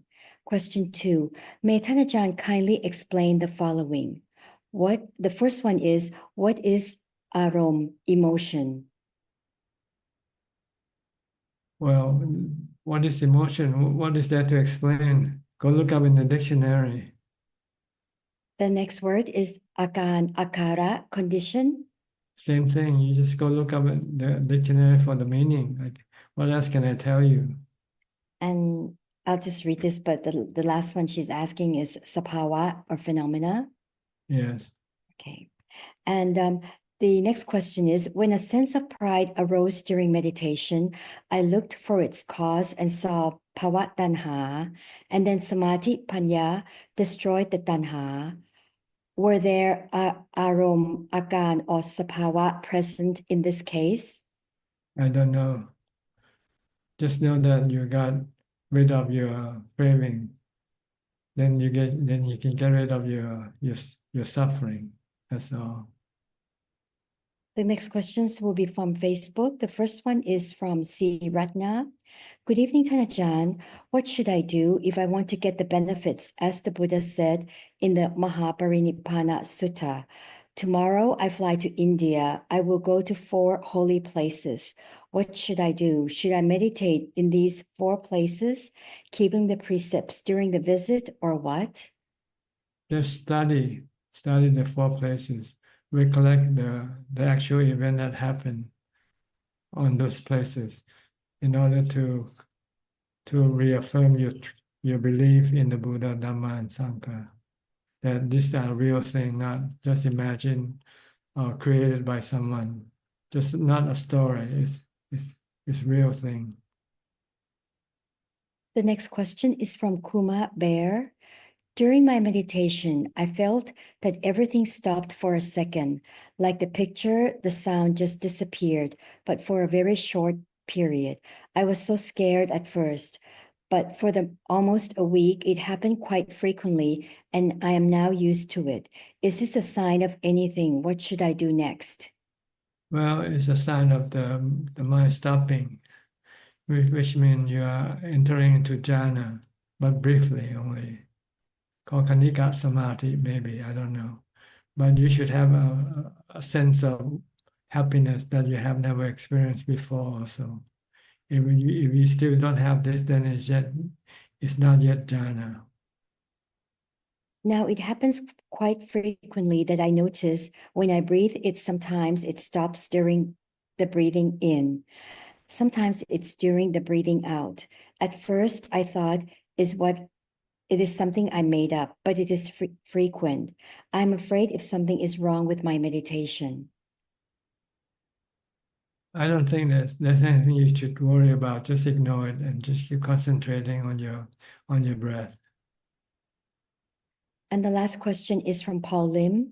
Thanajan, I used anapanasati, focusing on the breath in my meditation. For the body, I let go of my feelings as though I'm going in space. I find that I can keep going for hours. Is it acceptable way to get to jhana, Satu? Well, you have to just focus only on your breath and ignore everything else that appears during your meditation. Don't pay attention to anything but your breath. This is the way to go to jhana. If you pay attention to other things, this will not get you to jhana because you are distracted. That is all, Ka. Okay. And that's about all the time we have for tonight. Thank you for your company. I hope this meeting is useful and can help you advance in your practice. In the meantime, please stay safe, be mindful, and keep on practicing. And if all goes well, I'll see you all at the same time next week. Thank you and goodbye. Thank you, Ajahn. Thank you, Thanajan. Thank you. Good night, Thank everyone. you for your input. กราบนมัสการครับ Thank you, Amin. Thank you. Bye. Thank you, Ami. Thank you. Thank you. ครับ สวัสดีครับ สวัสดีค่ะ สวัสดี